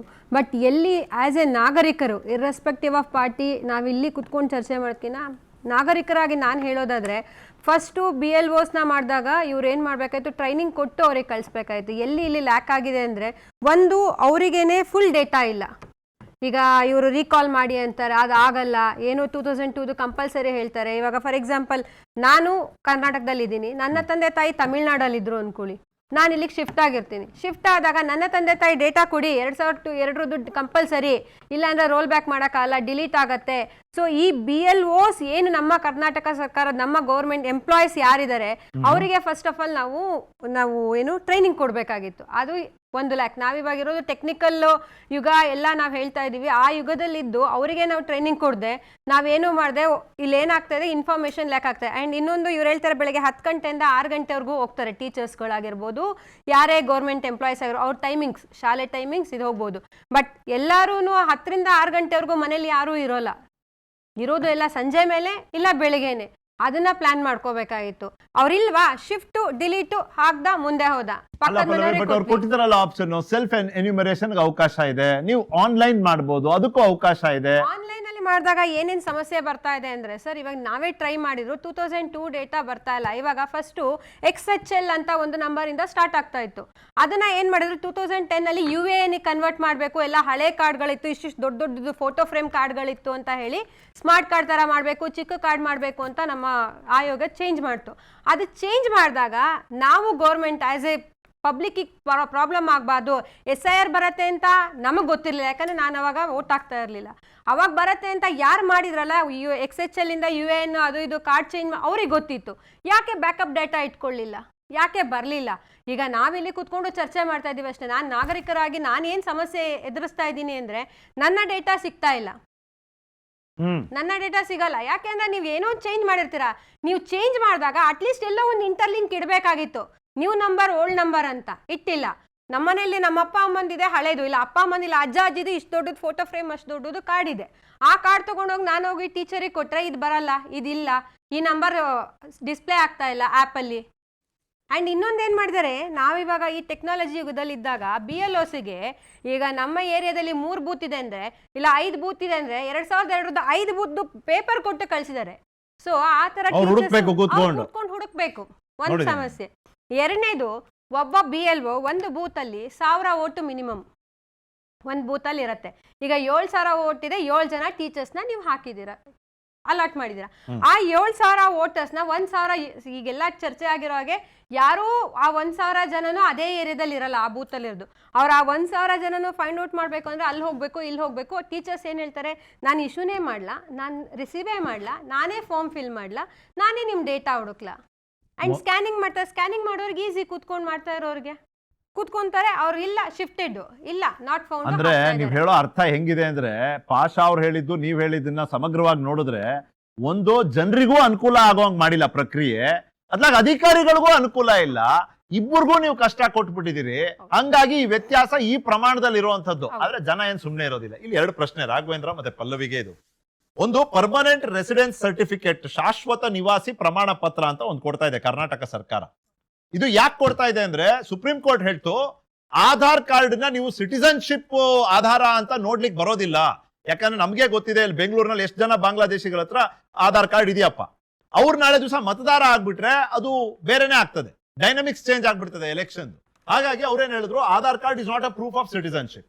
ಸಿಟಿಸನ್ಶಿಪ್ ಆಧಾರದ ಮೇಲೆನೆ ಚುನಾವಣಾ ಆಯೋಗ ಬಹುತೇಕ ಪ್ರಕರಣಗಳಲ್ಲಿ ನಿರಾಕರಿಸಿದೆ ಅವರ ಮತದಾನದ ಹಕ್ಕನ್ನ. ಈ ಪರ್ಮನೆಂಟ್ ರೆಸಿಡೆನ್ಸ್ ಸರ್ಟಿಫಿಕೇಟ್ ಅನ್ನೋದೊಂದೇನಿದೆ, ನಾನೊಂದು ಸಂದರ್ಶನ ಮಾಡಿದ್ದೆ ಅನ್ಬು ಕುಮಾರ್ ಅವ್ರ ಜೊತೆ, ಅವ್ರ ರಾಜ್ಯ ಚುನಾವಣಾ ಮುಖ್ಯ ಅಧಿಕಾರಿ ಇದ್ದಾರೆ. ಅವ್ರು ಹೇಳಿದ್ರು ಸರ್ಕಾರ ಏನ್ ಮಾಡಿದ್ರು ಸರ್ಕಾರಕ್ಕೆ ಸೀಮಿತ, ನಮಗೂ ಅದಕ್ಕೂ ಸಂಬಂಧ ಇಲ್ಲ. ಅಂದ್ರೆ PRC ನ ನೀವು ತೋರಿಸಿ ನಾನು ಇಲ್ಲಿನ ನಿವಾಸಿ ಅಂತ ನೀವು ಪ್ರೂವ್ ಮಾಡ್ಲಿಕ್ಕೆ ಆಗೋದಿಲ್ಲ ಅಂತ. ಇದ್ರ ಬಗ್ಗೆ ನಿಮ್ಮ ಅಭಿಪ್ರಾಯ ಏನು? ನಾನು PRC ಗೊತ್ತಾಯ್ತಲ್ಲ, ಶಾಶ್ವತ ನಿವಾಸಿ ಪ್ರಮಾಣ ಪತ್ರ. ಹೌದು ಸರ್, ಇವಾಗ ಅವ್ರು ಇಲ್ಲ ಅಂತ ಅಂದ್ರೆ ಅದಕ್ಕೆ ಬೇರೆ ಸೊಲ್ಯೂಷನ್ ಇವಾಗ ಚುನಾವಣಾ ಆಯೋಗನೇ ನಮ್ಗೆ ಏನಾರು ಒಂದು ಕೊಡ್ಬೇಕಾಯ್ತು. ಇವಾಗ ಅವ್ರು ಇಷ್ಟು ಲಿಸ್ಟ್ ಕೊಟ್ಟಿದ್ದಾರೆ, ಇವಾಗ ಒಂದು ಪ್ರಿಂಟ್ ಮಾಡಿದರೆ ಆ SIR ಫಾರ್ಮ್ ನೀವು ಹಿಂದೆ ತಿರುಗಿಸಿದ್ರೆ ಸ್ವಂತ ಮನೆ ಇದ್ರೆ ಇದು ಕೊಡಬೇಕು, ಕರೆಂಟ್ ಬಿಲ್ ಕೊಡಬೇಕು, ಈ ತರ ಕೊಡಬೇಕು, ಇಲ್ಲ ಸರ್ಟಿಫಿಕೇಟ್ ಕೊಡಬೇಕು, ಇದೆಲ್ಲ ಕೊಟ್ಟಿದ್ದಾರೆ. ಅದು ಯಾವಾಗ ಸೆಕೆಂಡ್ ಸ್ಟೆಪ್ ಅಲ್ಲೇನೆ ಓದಿರ್ಬೇಕು ರಾಜ್ಯದಲ್ಲಿ ಎಲ್ಲ ಕೊಟ್ಟಿದ್ದಾರೆ, ಇಷ್ಟು ಫುಲ್ಲು ಬುಕ್ ಬರ್ದಿದ್ದಾರೆ. ಬಟ್ ನಮ್ಮಲ್ಲಿ ವೋಟಿಂಗ್ ರೇಷಿಯೋ ಇರೋದು ಎಜುಕೇಟೆಡ್ ಅಂತ ಹೇಳಿ ವೋಟಿಂಗ್ ರೇಷಿಯೋ ಎಷ್ಟಾಗತ್ತೆ, ಅನ್ಎಜುಕೇಟೆಡ್ ವೋಟಿಂಗ್ ರೇಷಿಯೋ ಎಷ್ಟಾಗತ್ತೆ ಅಂತ ನಮ್ಗೆ ಚೆನ್ನಾಗಿ ಗೊತ್ತು. ಹೈಯರ್ ಆಗೋದು ಅನ್ಎಜುಕೇಟೆಡ್ ವೋಟಿಂಗ್ ರೇಷಿಯೋ. ಅದನ್ನ ಟೀಚರ್ಸ್ಗಳಿಗೆ ಈ ಪ್ರೆಷರಲ್ಲಿ, ಇಲ್ಲ ಯಾರೋ BLOಸಿಗೆ ಅವರಿಗೆ ಆ ಸಮಾಧಾನ ಇರಲ್ಲ. ಇದನ್ನೆಲ್ಲ ಎಕ್ಸ್ಪ್ಲೇನ್ ಮಾಡಿ ಫಾರ್ಮ್ ಕೊಟ್ಟಾಗ ಕಲೆಕ್ಟ್ ಮಾಡ್ಕೊಳ್ಳಿ, ಇದನ್ನೆಲ್ಲ ಎಕ್ಸ್ಪ್ಲೇನ್ ಮಾಡೋ ಸಮಾಧಾನ ಇರಲ್ಲ. ಯಾವ ಅನ್ಎಜುಕೇಟೆಡ್ಸ್ಗೂ ಇದು ಕೊಡಲ್ಲ. ಅಂಡ್ ಮೋರ್ ಎವರ್ ಅವ್ರು ಎಲ್ಲಿ ಹೋಗಿ ಇದನ್ನೆಲ್ಲ ತಗೋಬೇಕು, ರೆಸಿಡೆನ್ಷಿಯಲ್ ಸರ್ಟಿಫಿಕೇಟ್ ಆಗಿರ್ಬೋದು, ವಾಟ್ ಎವರ್ ಏನೇ ತಗೋಬೇಕು ಅನ್ನೋದು ಅವರಿಗೆ ಇರಲ್ಲ. ಅಂದ್ರೆ ಏನಂದ್ರೆ ಇದು ಮಾಹಿತಿ ಇಲ್ಲದ ಹಾಗೆ, ಏನೂ ಅವರಿಗೆ ಡೀಟೇಲ್ಸೇ ಗೊತ್ತಿಲ್ಲದೆ ಒಂದು ಫಾರ್ಮ್ ಫಿಲ್ ಮಾಡಿ, ಏನೋ ಒಂದು ಮಾಡಿ, ನೀವು ಒಟ್ಟು SIR ಕಂಪ್ಲೀಟ್ ಆಗಬೇಕು ಅನ್ನೋದು ಆ ತರ ನಡೀತಾ ಇದೆ ಸರ್. ಇದು ಆಯ್ತು. ನಿಮಗೊಂದು ಕೇಳೋ ಪ್ರಶ್ನೆ, ಚುನಾವಣಾ ಆಯೋಗ ಈಗ ನೋಡಿ ಪಾಷಾ ಅವ್ರಿಗೆ ಸಂಶಯ ಇದೆ, ಚಂದ್ರಶೇಖರ್ ಅವ್ರಿಗೂ ಒಂದು ಸಂಶಯ ಇದೆ. ಬಟ್ ಇವತ್ತಿಗೂ ಅವ್ರು ಸುಮ್ಮನಿದ್ದಾರೆ, ನಾಳೆ ದಿವಸ ಸಂಶಯ ಬರ್ಬೋದು ಅವ್ರಿಗೂ. ಈ ಸಂಶಯವನ್ನ ದೂರ ಮಾಡಬೇಕು ಅಂದ್ರೆ ಚುನಾವಣಾ ಆಯೋಗ ನಾಗರಿಕರಾಗಿ ನೀವೇನ್ ಎಕ್ಸ್ಪೆಕ್ಟ್ ಮಾಡ್ತೀರಿ? ಒಂದು ಪಾರದರ್ಶಕತೆ ಇರಬೇಕು. ನಾನು ಶುರು ಮಾಡ್ತೀನಿ, ನಾನು ನಾಗರಿಕನೇ. ಪಾರದರ್ಶಕತೆ ಇರಬೇಕು, ಮುಂದೆ ಹೇಳಿ. ಚುನಾವಣಾ ಆಯೋಗ ಒಂದು ಸ್ವತಂತ್ರ ಸಂಸ್ಥೆ, ಅದಕ್ಕೆ ಆದಂಥ ಸ್ಯಾನ್ಸಿಟಿ ಇತ್ತು, ಅವಾಗಿಂದನೂ ಸ್ಯಾನ್ಸಿಟಿ ಇದೆ, ಈಗಲೂ ಅದೇ ಸ್ಯಾನ್ಸಿಟಿನ ಇದು ಮಾಡ್ಕೋಬೇಕು. ಪಾರದರ್ಶಕತೆ ಅಂತ ಹೇಳ್ತಿರಲ್ಲ, ಅದು ಟೋಟಲಿ ಅಗ್ರಿ. ಅದೊಂದು ಅಕೌಂಟಬಿಲಿಟಿ ಅನ್ನೋದೊಂದು ಇರಬೇಕು. ಲಿಸ್ಟ್ ಪಬ್ಲಿಕ್ ಪ್ಲಾಟ್ಫಾರ್ಮ್ ಮೇಲೆ ಹಾಕಿ ಕ್ಲೇಮ್ ಮಾಡೋದಕ್ಕೆ ಟೈಮ್ ಕೊಡಿ. ಈಗ ಚಂದ್ರಶೇಖರ್ ಅವ್ರು ಹೇಳ್ತಿದ್ದಾರೆ 1 ತಿಂಗಳಲ್ಲ, ಅಕ್ಟೋಬರ್ ವರೆಗೂ ನಿಮಗೆ ಟೈಮ್ ಇದೆ. ಫಾರ್ಮ್ 6 ಟೈಮೇ ಇಲ್ಲ. ನೀವು ಎನಿ ಟೈಮ್ ನಿಮ್ಮ ವ್ಯಾಲಿಡ್ ಡಾಕ್ಯುಮೆಂಟ್ ಗಳನ್ನ ನೀವು ತೋರಿಸಿ ಯಾವಾಗ ಬೇಕಾದ್ರೂ ಮತದಾರರ ಪಟ್ಟಿಗೆ ನೀವು ಸೇರ್ಕೋಬಹುದು. ಸೊ ಇದನ್ನ ಮಾಡಿದ್ರೆ ನಿಮಗೆ ವಿಶ್ವಾಸ ಬರುತ್ತಾ ಅಂತ ರಾಘವೇಂದ್ರ ಸರ್. ಅದ್ರ ಜೊತೆಗೆ ಅದೇ ಅಂದ್ರೆ ಯಾವಾಗ ರಿಜಿಸ್ಟರ್ ಮಾಡಕ್ ಯಾವುದೇ ಟೈಮೇ ಇಲ್ಲ, ಅದು ಯಾವಾಗ ಬೇಕಾದ್ರೂ ಮಾಡ್ಕೋ. ಅದ್ರ ಜೊತೆಗೆ ಆ್ಯಪ್ ಇದೆ, ECI NET ಆ್ಯಪ್ ಇದೆ, ಇದರಲ್ಲಿ ಏನು ಎಲ್ಲಾನು ಇದು ಮಾಡ್ಕೋಬಹುದು. ಬಟ್ ಏನು ಅಂತ ಹೇಳಿದ್ರೆ ಚುನಾವಣಾ ಆಯೋಗದ ಮುಖ್ಯ ಉದ್ದೇಶ ಏನು ಅಂತ ಹೇಳಿದ್ರೆ, ಮೇಜರ್ ಆಗಿ ಒಬ್ಬ ಫೇಕ್ ವೋಟರ್ ಪ್ರಜಾಪ್ರಭುತ್ವಕ್ಕೆ ಎಷ್ಟು ಡ್ಯಾಮೇಜ್ ಮಾಡ್ತಾರೋ ಅದೇ ರೀತಿ ಒಬ್ಬ ಏನೋ ಜೆನ್ಯೂನ್ ವೋಟರ್ನ ವೋಟಿಂಗ್ ಲಿಸ್ಟಿಂದ ತೆಗೆಯೋದು ಸಹ ಅಷ್ಟೇ ಡ್ಯಾಮೇಜ್ ಆಗುತ್ತೆ. ಸೊ ಅದನ್ನ ಚುನಾವಣಾ ಆಯೋಗ ಗಮನದಲ್ಲಿ ಇಟ್ಕೋಬೇಕು. ಯಾವುದೇ ಕಾರಣಕ್ಕೂ ಫೇಕ್ ವೋಟರ್ ಇರಬಾರ್ದು, at the same time genuine voter ಇರಲೇಬೇಕು ಲಿಸ್ಟಲ್ಲಿ. ಅದನ್ನ ಇದು ಮಾಡ್ಕೊ. ಅದ್ರ ಜೊತೆಗೆ BLOಗಳು ಬಂದಾಗ, ಚುನಾವಣೆ SIR ಪ್ರಕ್ರಿಯೆ ಅಂತ ಬಂದಾಗ BLOಗಳು is not a part of government of Karnataka, they are a part of CEO Karnataka. ಅಂದರೆ ಚೀಫ್ ಎಲೆಕ್ಟ್ರಲ್ ಆಫೀಸರ್ ಅಂಡರಲ್ಲಿ ಬಂದ್ಬಿಡ್ತಾರೆ ಅವರು. ಅವ್ರಿಗೆ ಅದಾದಮೇಲೆ GBA ಕಮಿಷನರೇ ಬಂದ್ಬಿಟ್ಟು ಡಿಸ್ಟ್ರಿಕ್ಟ್ ಎಲೆಕ್ಟ್ರಲ್ ಆಫೀಸರ್ ಆಗಿರ್ತಾರೆ. ಅವರು ಸರ್ಕಾರದ ಪರ ವಿರುದ್ಧ ಆ ಥರ ಕೆಲಸ ಮಾಡೋದಲ್ಲ, ಅವರು ಜನಗಳ ಪರವಾಗಿ ಕೆಲಸ ಮಾಡಬೇಕು, ಚುನಾವಣಾ ಆಯೋಗಕ್ಕೆ ಕೆಲಸ ಮಾಡಬೇಕು. ಆ ರೀತಿ ಕೆಲಸ ಮಾಡೋದಕ್ಕೆ ಕರೆಕ್ಟಾಗಿ ಗೈಡ್ಲೈನ್ಸ್ ಇದು ಮಾಡ್ಕೋಬೇಕು. ಸರ್ ಚುನಾವಣಾ ಆಯೋಗ ಕೆಲಸ ಮಾಡ್ತಾರೆ ಸರ್. ನಾವು ಕರ್ನಾಟಕಕ್ಕೆ ಅಂತ ತೊಗೊಂಡಾಗ ಭಾಳಷ್ಟು ಕಡೆ ನೀವೂ ಮಾಡಿದ್ದೀರ. ಬಂದಂತಹ ಭಾಳಷ್ಟು ಆಫೀಸರ್ಸ್ ಯಾರ್ಯಾರು ಇದ್ದಾರೆ, ಸಂಜೀವ್ ಕುಮಾರ್ ಅವರು ಇರ್ಬೋದು, ಅನ್ಬು ಕುಮಾರ್ ಸರ್ ಇರ್ಬೋದು, ಜೊತೆಗೆ ಮನೋಜ್ ಕುಮಾರ್ ಮೀನಾ ಇರ್ಬೋದು, ಇವರೆಲ್ಲನೂ ಸಹ ಭಾಳಷ್ಟು ಯಾವುದೇ ಪೊಲಿಟಿಕ್ಸ್ ಮಾಡದೆ, ಯಾವುದೇ ಇದು ಮಾಡದೆ ಭಾಳಷ್ಟು ಸ್ವತಂತ್ರವಾಗಿ ಪ್ರಯತ್ನ ಮಾಡ್ತಿದ್ದಾರೆ, ಕೆಲಸ ಮಾಡ್ತಿದ್ದಾರೆ. ಅದನ್ನ ಮಾತ್ರ ಹೇಳ್ಬೋದು. At the same time okay ಅಲ್ಲ, ಚಾಂದ್ಪಾಷ ಅವರು ಕೇಳೋದು, ಇಲ್ಲಿವರೆಗೂ ಮುಖ್ಯಮಂತ್ರಿಗಳು ಒಂದ್ಸತಿ ಹೇಳಿಕೆ ಕೊಟ್ಬಿಟ್ಟಿದ್ದಾರೆ, ಮತದಾನದ ಹಕ್ಕಿಗೆ ಗ್ಯಾರಂಟಿ ಫಲಾನುಭವಿಗಳಿಗೆ ಒಂದು ಲಿಂಕ್ ಮಾಡ್ತಿರುವಂಥದ್ದು. ಸುಪ್ರೀಂ ಕೋರ್ಟ್ ಹೇಳಿದೆ ಇದು ಸರಿ ಇಲ್ಲ ಅಂತ. ಸರ್, ಮುಖ್ಯಮಂತ್ರಿಗಳು ಹೇಳೋ ಉದ್ದೇಶ ಇಷ್ಟೇ, ಅದಕ್ಕೇನು ವಿಶೇಷವಾದ ಅರ್ಥ ಕಲ್ಪಿಸಬೇಕಾಗಿಲ್ಲ. ಏನು SIR ಪ್ರತಿಕ್ರಿಯೆ ಬಂದು ಇವರೆಲ್ಲ ಒಂದು ಅವೈಜ್ಞಾನಿಕವಾಗಿ ಹೇಳಿದ್ರಲ್ಲ, ನೀವು ಮತದಾರರ ಹಕ್ಕನ್ನು ಇದನ್ನು ಕೊಡಬೇಕು, ಅದನ್ನು ಕೊಡಬೇಕು, ಅದು ಕೊಡಲಿಲ್ಲ ಅಂದರೆ ನೀವು ನಿಮ್ಮ ಇದೇ ಬರೋದಿಲ್ಲ ಅಂತ ಹೇಳಿದ್ರಲ್ಲ. ಹಾಗಾಗಿ ನಮ್ಮ ಜನ ಸ್ವಲ್ಪ ಜಾಗೃತರಾಗಿ ಅಥವಾ ಗೊತ್ತಿರೋರಿಗೆ ಕೇಳಿಕೊಂಡು ಮತದಾರವನ್ನು ವಂಚಿತರಾಗೋದು ಬೇಡ ಅನ್ನೋ ಉದ್ದೇಶಕ್ಕೆ ಇದನ್ನು ಹೇಳಿರೋದು. ಪಲ್ಲವಿ ಅವರ ಪಾಯಿಂಟ್ ಹೇಳಿದ್ರು, ಅಶಿಕ್ಷಿತರು ಅನಕ್ಷರಸ್ಥರು ಅವರು ಕೂಡ ಮತದಾನ ಮಾಡ್ತಾರೆ. ಇಂತ ಒಂದು ಪ್ರಕ್ರಿಯೆನಲ್ಲಿ ಪಾಪ ಅವ್ರಿಗೆ ಪಾಲ್ಗೊಳ್ಳೋದು ಗೊತ್ತಾಗ್ಲಿಲ್ವೇನೋ, ಹೇಳ್ಕೊಡೋರು ಯಾರು, ಇದೆಲ್ಲ ಕಾರಣ ಇದೆ. ಆದ್ರೆ ಅವ್ರು ಇವತ್ತಿಗೆ ಸರ್ಕಾರದಿಂದ ಫಲಾನುಭವಿಗಳಿದ್ದಾರೆ. ನಾಳೆ ದಿವಸ ಅವ್ರು ಮತದಾನದ ಹಕ್ಕಿಲ್ಲ ಅಂತ ಹೇಳಿ ನೀವು ಹೇಳಿದ್ದು ಒಂದು ಯಾವ ರೀತಿ ಅಂತ ಹೇಳಿದ್ರೆ, ನಮ್ಮ ಜನ ಸ್ವಲ್ಪ ಜಾಗೃತರಾಗ್ಲಿ ಅನ್ನೋ ಉದ್ದೇಶಕ್ಕೆ ಹೇಳಿದ್ದಾರೆ ಹೊರತು ಅದನ್ನ ಮಾಡ್ಲಿಕ್ಕೆ ಆಗೋದೇ ಇಲ್ಲ. ಆಮೇಲೆ ಇದು ಸಂವಿಧಾನ ಕೊಟ್ಟಿರುವಂತಹ ಹಕ್ಕು, ಬಾಬಾ ಸಾಹೇಬ್ ಅಂಬೇಡ್ಕರ್ ಅವರು ಕೊಟ್ಟಿರೋ ಹಕ್ಕು ನಿಜ. ನಮ್ಮ ಉದ್ದೇಶನೂ ಇದನ್ನ ನಾವೇನು ಹೇಳ್ತಾ ಇದ್ದೀವಿ, ಯಾರು ಎರಡೆರಡು ಕಡೆ ಮತದಾರರ ಇದ್ದಾರೆ, ಡೂಪ್ಲಿಕೇಟ್ ಮಾಡಿದ್ದಾರೆ, ಮತ್ತೊಂದು ಮಾಡಿದ್ದಾರೆ, ಇವೆಲ್ಲವೂ ಹೋಗಿ ಸ್ವಚ್ಛವಾದಂತ ಒಂದು ಪಟ್ಟಿ ಬರಲಿ ಅನ್ನೋದೇ ನಮ್ಮ ಉದ್ದೇಶ. ಮತದಾರರ ಪಟ್ಟಿನೇ ಬರಲಿ ಅಂತ ಹೇಳಿದ್ರೆ, ಈಗ ಫಾರ್ ಎಕ್ಸಾಂಪಲ್ ಹೇಳ್ಬೇಕಾದ್ರೆ ಇದನ್ನ ದುರುಪಯೋಗ ಪಡಿಸ್ಕೊಂಡವ್ರು ಎಷ್ಟು ಜನ. ಚಿಲುಮೆ ಅನ್ನೋ ಒಂದು ಸಂಸ್ಥೆ ಏನು ಮಾಡ್ತೋ ಮಲ್ಲೇಶ್ಪುರಂ ಅಲ್ಲಿ, ಮತದಾರರ ಚೀಟಿಗಳನ್ನೇ ಡೂಪ್ಲಿಕೇಟ್ ಚೀಟಿಗಳನ್ನೇ ತಯಾರು ಮಾಡ್ತೋ, ಅದು ಇವ್ರ ಯೋಗ್ಯತೆ ಅಲ್ವಾ? ಅದಲ್ದಿರೋ ಮಹಾದೇವಪುರದಲ್ಲಿ ಖಾಲಿ ಸೈಟು, ಮನೆಗಿನೇ ಏನೂ ಕಟ್ಟಿಲ್ಲ, ಒಂದು ಗುಡಿಸ್ಲಿಲ್ಲ, ಆ ಸೈಟ್ ನಂಬರ್ ಹಾಕ್ಬಿಟ್ಟು 20 ಜನ ಮತದಾರರ ಹೆಸರನ್ನ ನೋಂದಾಯಿಸ್ತಾರೆ. ಇದು ಇವ್ರ ಯೋಗ್ಯತೆ ಅಲ್ವಾ? ಕೇಳಬಹುದಾದ್ರೆ ಎಲ್ಲವನ್ನೂ ಕೇಳ್ಬೋದು ಸರ್. ನಾವು ಹೇಳೋದು ಏನಂತ ಹೇಳಿದ್ರೆ, ರಾಹುಲ್ ಗಾಂಧಿಯವರು ಹೇಳಿದ್ದು ಅಥವಾ ಮತ್ತೊಬ್ಬರು ಹೇಳಿದ್ದು ಅದು ಅನ್ನೋದಕ್ಕಿಂತ ನೀವು ಮಾಡಿರೋ ಇದನ್ನ ನೀವು ಸುಲಭೀಕರಣ ಮಾಡಬೇಕಾಗಿತ್ತು. ಇದು ಈಗ ನೀವು ಮಾಡಿರುವಂತದ್ದು ಬಹಳ ಕಷ್ಟ. ಆಮೇಲೆ ಇನ್ನೊಂದು ಹೇಳ್ತಾರೆ, ರಾಮನಗರದಲ್ಲಿ ಪಾಷಾ ಅವರೇ ಒಂದು ಮಸೀದಿನ ನಡೀತೈತಪ್ಪ ಇದು SIR ಪ್ರಕ್ರಿಯೆ. ಚುನಾವಣಾ ಆಯೋಗದ ನಿಯಮ ಏನ್ ಹೇಳುತ್ತೆ ಅಂದ್ರೆ, ಮನೆ ಬಾಗ್ಲಿಗೆ ಹೋಗ್ಬೇಕು, ಮಂಟಪದಲ್ಲೂ ನಡೀತಾ ಇತ್ತು, ಮಂಟಪದಲ್ಲೂ ನಡೀತು, ಮಸೀದಿಯಲ್ಲೂ ನಡೀತು, ಇಲ್ಲಿ ಬೆಂಗಳೂರಿನಲ್ಲೂ ನಡೀತು, ನಮಗೂ ಬಂದಿತ್ತು ತಣಿಸಂದ್ರದ ಹತ್ರ ಒಂದು ಕಲ್ಯಾಣ ಮಂಟಪದಲ್ಲಿ ನಡೀತು. ಇದ್ರ ಬಗ್ಗೆ ತಾವೇನ್ ಹೇಳ್ತೀರಿ? ಯಾವುದೇ ಒಂದು ಸಮುದಾಯ ಒಂದು ಪಕ್ಷ ಮಾಡುವಂತದ್ದಲ್ಲ ಸರ್ ಅದು. ಅಲ್ಲ, ಈಗ ಮಸೀದಿ ಅಂತ ಬಂದ ತಕ್ಷಣನೇ ಕೆಲವರ ಕಿವಿಗಳು ಬಹಳ ಚುರುಕಾಗ್ತವೆ. ಏನಾಗುತ್ತೆ, ಆಯಾ ಕ್ಷೇತ್ರದ ಶಾಸಕ ಅವರು ಯಾವುದೇ ಸಮುದಾಯದ ಮತದಾರರಾಗಿರ್ಲಿ, ಈ ಒಂದು ಪ್ರಕ್ರಿಯೆ ಎಲ್ಲೋ ಒಂದು ಕಡೆ ಸೇರಿಸಿ ಎಲ್ಲಾನು ಒಟ್ಟಿಗೆ ಮಾಡಿಸೋಣ ಅಂತ ಮಾಡಿದಂತ ಪ್ರತಿಕ್ರಿಯೆ ಅದರಲ್ಲಿ ಪ್ರಕ್ರಿಯೆಯ ಒಂದು ಪ್ರಾಥಮಿಕ ಅವಶ್ಯಕತೆ ಏನ್ ಗೊತ್ತಾ, ನಿಮ್ಮ ಮನೆಗೆ ಬಂದು ಕೊಡಬೇಕು, ನಿಮ್ಮ ಮನೇನೆ ಅಂತ ದೃಢೀಕರಿಸಿ ಅದಾದ್ಮೇಲೆ ನಾನು ನಿಮಗೆ ಎನ್ಯುಮರೇಷನ್ ಫಾರ್ಮ್ ಕೊಡಬೇಕು. ಅವ್ರು ಮಾಡಿದ್ದು ಎರಡೂ ಮಾಡಿದ್ದು ತಪ್ಪು. ನಾವು ಮಾಡಿದ್ ಸರಿ ಅಂತ ಹೇಳಲ್ಲ. ಆಯಾ ಕ್ಷೇತ್ರದ ಶಾಸಕರುಗಳು ಅವರವರ ಬೇರೆ ಈ ರಾಜಕೀಯದ ಚಟುವಟಿಕೆಗಳು ಕಾರ್ಯಕ್ರಮಗಳು ಮಾಡಕ್ ಹೋದಾಗ ಆಗಿರುವಂತದ್ದು.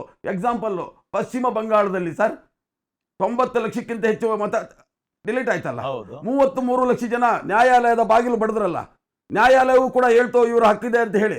ಅಲ್ಲಿ ಸಿಕ್ಕಿದ್ದ ಎಷ್ಟು ಜನಕ್ಕೆ? 3 ಲಕ್ಷ ಜನಕ್ಕೆ ಮಾತ್ರ ಮತದಾನದ ಹಕ್ಕು ಸಿಕ್ಕಿತು. ನ್ಯಾಯಾಲಯ ಹೆಂಗ್ ಹೇಳ್ತು ಅಂತಾನು ನಾನು ಹೇಳ್ತೀನಿ, ಬ್ರೇಕ್ ಹೋಗಿ ಬರ್ತೀನಿ. ನ್ಯಾಯಾಲಯ ಪರ್ಟಿಕ್ಯುಲರ್ ಆಗಿ ಪ್ರಿಸ್ಕ್ರೈಬ್ ಮಾಡ್ತು, ಯಾರ್ಯಾರು ನೀವು ಮತದಾರರಿದ್ದೀರಿ, ನಿಮಗೆ ಅಸಮಾಧಾನ ಇದ್ರೆ, ನಿಮಗೇನಾದ್ರು ತೊಂದರೆ ಆಗಿದ್ದು, ನಿಮ್ಮ ಮತದಾನದ ಹಕ್ಕನ್ನ ಕಿತ್ಕೊಂಡಿದ್ರೆ ನೀವು ಯಾವ ಹಂತದಲ್ಲಿ ಬರಬೇಕು ಅಂತ ಕೋರ್ಟೇ ಅಡ್ವೈಸ್ ಮಾಡಿದೆ. ಈಗ ಪಾಷಾ ಅವ್ರು ಹೇಳಿದಾಗೆ ಸುಮಾರು ಜನ ನ್ಯಾಯಾಲಯಕ್ಕೆ ಹೋದ್ರು, ನಮ್ಮನ್ನ ಅವೈಜ್ಞಾನಿಕವಾಗಿ ನಮ್ಮನ್ನ ಅನ್ಯಾಯದಿಂದ ನಮ್ಮನ್ನ ಮತದಾರರ ಪಟ್ಟಿಯಿಂದ ಹೊರಗಿಟ್ಟಿದ್ದಾರೆ ಅಂತ ನ್ಯಾಯಾಲಯದ ಮುಂದೆ ಹೋದಾಗ ನ್ಯಾಯಾಲಯ ಹೇಳ್ತು, ನೀವು ಮುಗಿದು ಪಟ್ಟಿ ಪ್ರಕಟ ಆದ್ಮೇಲೆ ಅದರ ಒಂದು ಪ್ರಚಾರ ಆದ್ಮೇಲೆ ಬರೋದಲ್ಲ, ಆ ಪ್ರಕ್ರಿಯೆ ಚಾಲ್ತಿಯಲ್ಲಿ ಇದ್ದಾಗ್ಲೂ ನಿಮ್ಗೆ ಅವಕಾಶ ಇದೆ ಬರ್ಲಿಕ್ಕೆ. ನೀವು ಅವಾಗ್ಲೇ ಬಂದ್ರೆ ನಾವು ಇಮಿಡಿಯೇಟ್ ಆಗಿ ನಾವು ಡಿರೆಕ್ಷನ್ಸ್ ಕೊಡ್ತೀವಿ. ಇನ್ಫ್ಯಾಕ್ಟ್ ಕೊಟ್ಟಿದೆ. ಎಷ್ಟೋ ರಾಜ್ಯಗಳಲ್ಲಿ ಎಲೆಕ್ಷನ್ ಕಮಿಷನ್ನಿಗೆ, ಅಲ್ಲಿನ ಸ್ಥಳೀಯ ರಾಜ್ಯ ಚುನಾವಣಾ ಆಯೋಗಕ್ಕೆ ನೀವು ಸಂಗ್ರಹಿಸಿರುವಂತ ಡೇಟಾವನ್ನ, ಮಾಹಿತಿಯನ್ನ ಸಾರ್ವಜನಿಕ ವೇದಿಕೆಯಲ್ಲಿ ಸಿಗೋರಂಗೆ ಲಭಿಸೋ ಹಂಗೆ ನೀವು ಹಾಕಿ ಅಂತ ಆರ್ಡರ್ ಮಾಡಿದೆ. ಅವತ್ತು ಆರ್ಡರ್ ಮಾಡಿದಾಗ ಆ ಕ್ಷಣಕ್ಕೆ ಬೇಕಾದಂತ ಪರಿಹಾರ ಸೂತ್ರಗಳನ್ನ ಹೆಣಿಯೋದು ಅಥವಾ ಪಡ್ಕೊಳ್ಳೋದು ಬಹಳ ಸುಲಭ ಇರ್ತದೆ. ಇದು ಒಂದು ಭಾಗ. ಇನ್ನೂ ಒಂದು ಪ್ರಶ್ನೆ, ಪಲ್ಲವಿ ಮತ್ತೆ ರಾಘವೇಂದ್ರ ಅವರೇ ನೋಡಿ, ಇಲ್ಲಿ ಶುರು ಆಗೋದಕ್ಕೂ ಮುಂಚೆ ನಮಗೇನು ಹೇಳಿದ್ರು ಅಂದ್ರೆ, ಅರೌಂಡ್ 91.61% ಮತದಾರರು ಆಲ್ರೆಡಿ ಮ್ಯಾಪ್ಡ್. ಅಂದ್ರೆ ಏನರ್ಥ, ಇಲ್ಲಿ 100 ಜನ ಇದ್ರೆ 92 ಜನರು ಅವರ ಪೂರ್ವಜರು 2002ರಲ್ಲಿ ಮತ ಚಲಾವಣೆ ಮಾಡಿರುವಂಥದ್ದು, ಮತ್ತೆ ಅವ್ರು ಇವತ್ತಿಗೂ ರಾಜ್ಯದಲ್ಲಿ ಉಪಸ್ಥಿತರಿರುವಂಥದ್ದು, ಅದೆರಡನ್ನು ನಾವು ಜೋಡಣೆ ಮಾಡಿಬಿಟ್ಟಿದ್ದೀವಿ already. It's a matter of 54 lakh people. ಇಷ್ಟೇ ಬಾಕಿ ಇರೋದು. 54 ಲಕ್ಷ ಜನನ ಮಾತ್ರ ನಾವು ಎಣಿಸ್ಬೇಕು, ಎನ್ಯೂಮರೇಟ್ ಮಾಡಬೇಕು, ಮ್ಯಾಪ್ ಮಾಡಬೇಕು ಅಂತ. ಆದ್ರೆ ಇವತ್ತು ಇಷ್ಟು ದೊಡ್ಡ ಪ್ರಮಾಣದ ವ್ಯತ್ಯಾಸ. ಇದಕ್ಕೆ ಆಸ್ ಅ ಕಾಮನ್ ಮ್ಯಾನ್ ನನ್ನ ಅಭಿಪ್ರಾಯ ಅಥವಾ ಒಂದು ಅನಿಸಿಕೆ ಏನಿರ್ಬೋದು ಅಂದ್ರೆ, ಬೆಂಗಳೂರು ಯಾರ್ದು ಸ್ವಂತ ಅಲ್ಲ. ಕೆಲವರು ಒಂದು ಸಣ್ಣ ಜನಸಂಖ್ಯೆ ಮಾತ್ರ ಇಲ್ಲಿಗೆ ಮೂಲ ಬೆಂಗಳೂರು ನಿವಾಸಿಗಳು, ಇನ್ನೆಲ್ಲರೂ ಹೊರಗಡೆಯಿಂದ ಬರೋರೇನೆ. ಬರ್ತಾರೆ ಹೋಗ್ತಾರೆ. ಬಂದವರು ಒಂದ್ ಕಡೆ ಇರೋದಿಲ್ಲ. ಈ ವರ್ಷ ವೈಟ್ ಫೀಲ್ಡ್ ಕೆಲಸ ಅಂದ್ರೆ ಅಲ್ಲಿರ್ತಾರೆ, ನಾಳೆ ದಿವಸ ದೇವನಹಳ್ಳಿ ಕೆಲಸ ಅಂದ್ರೆ ಅಲ್ಲಿಗೆ ಹೋಗ್ತಾರೆ. ಸೊ ಹಂಗಾಗಿ ಅಲ್ಲೂ ಒಂದು ಬದಲಾವಣೆ ಇದೆ, ಒಂದು ವಲಸೆ ಹೋಗುವಂತ ಸಾಧ್ಯತೆ ಇದೆ. ಆದ್ರೆ ಈ ಒಂದು ದೊಡ್ಡ ಪ್ರಮಾಣದ ವ್ಯತ್ಯಾಸ ನಿಮಗೆ ಯಾವ ರೀತಿಯ ಮಾಹಿತಿ ಅಥವಾ ಒಂದು ಅಭಿಪ್ರಾಯವನ್ನ ಮೂಡಿಸ್ತಿದೆ ನಿಮ್ಮಲ್ಲಿ ಅಂತ Pallavi, if you can please. Sir, ಅವ್ರು ಹೇಳಿರೋ ಹಾಗೆ ಮ್ಯಾಪ್ ಆಗಿದೆ ಅಂತ ಹೇಳಿದ್ದಾರೆ. ಬಟ್ ಮ್ಯಾಪ್ ಯಾವ ಥರ ಆಗಿದೆ ಅಂದರೆ, ನಾವು ಫಿಸಿಕಲಿ ಏನು ನಾವು ಇವಾಗ ಚಾಲೆಂಜಸ್ನ ಫೇಸ್ ಮಾಡಿದ್ದೀವಿ ಅದ್ರ ಪ್ರಕಾರ, ನನ್ನ ಹೆಸರು ಪಲ್ಲವಿ ಆದರೆ ನನ್ನ ತಾಯಿ ಹೆಸರು ಗಾಯತ್ರಿ ಅಂತ. ಇವಾಗ ಅವ್ರ ಮ್ಯಾಪ್ ಯಾವ ಥರ ಆಗಿದೆ, ಹಳೆ 2002 SIR ಫಾರ್ಮ್ ಅಲ್ಲಿ ಗಾಯತ್ರಿ ಮತ ಚಲಾವಣೆ ಮಾಡಿದ್ದಾರೆ.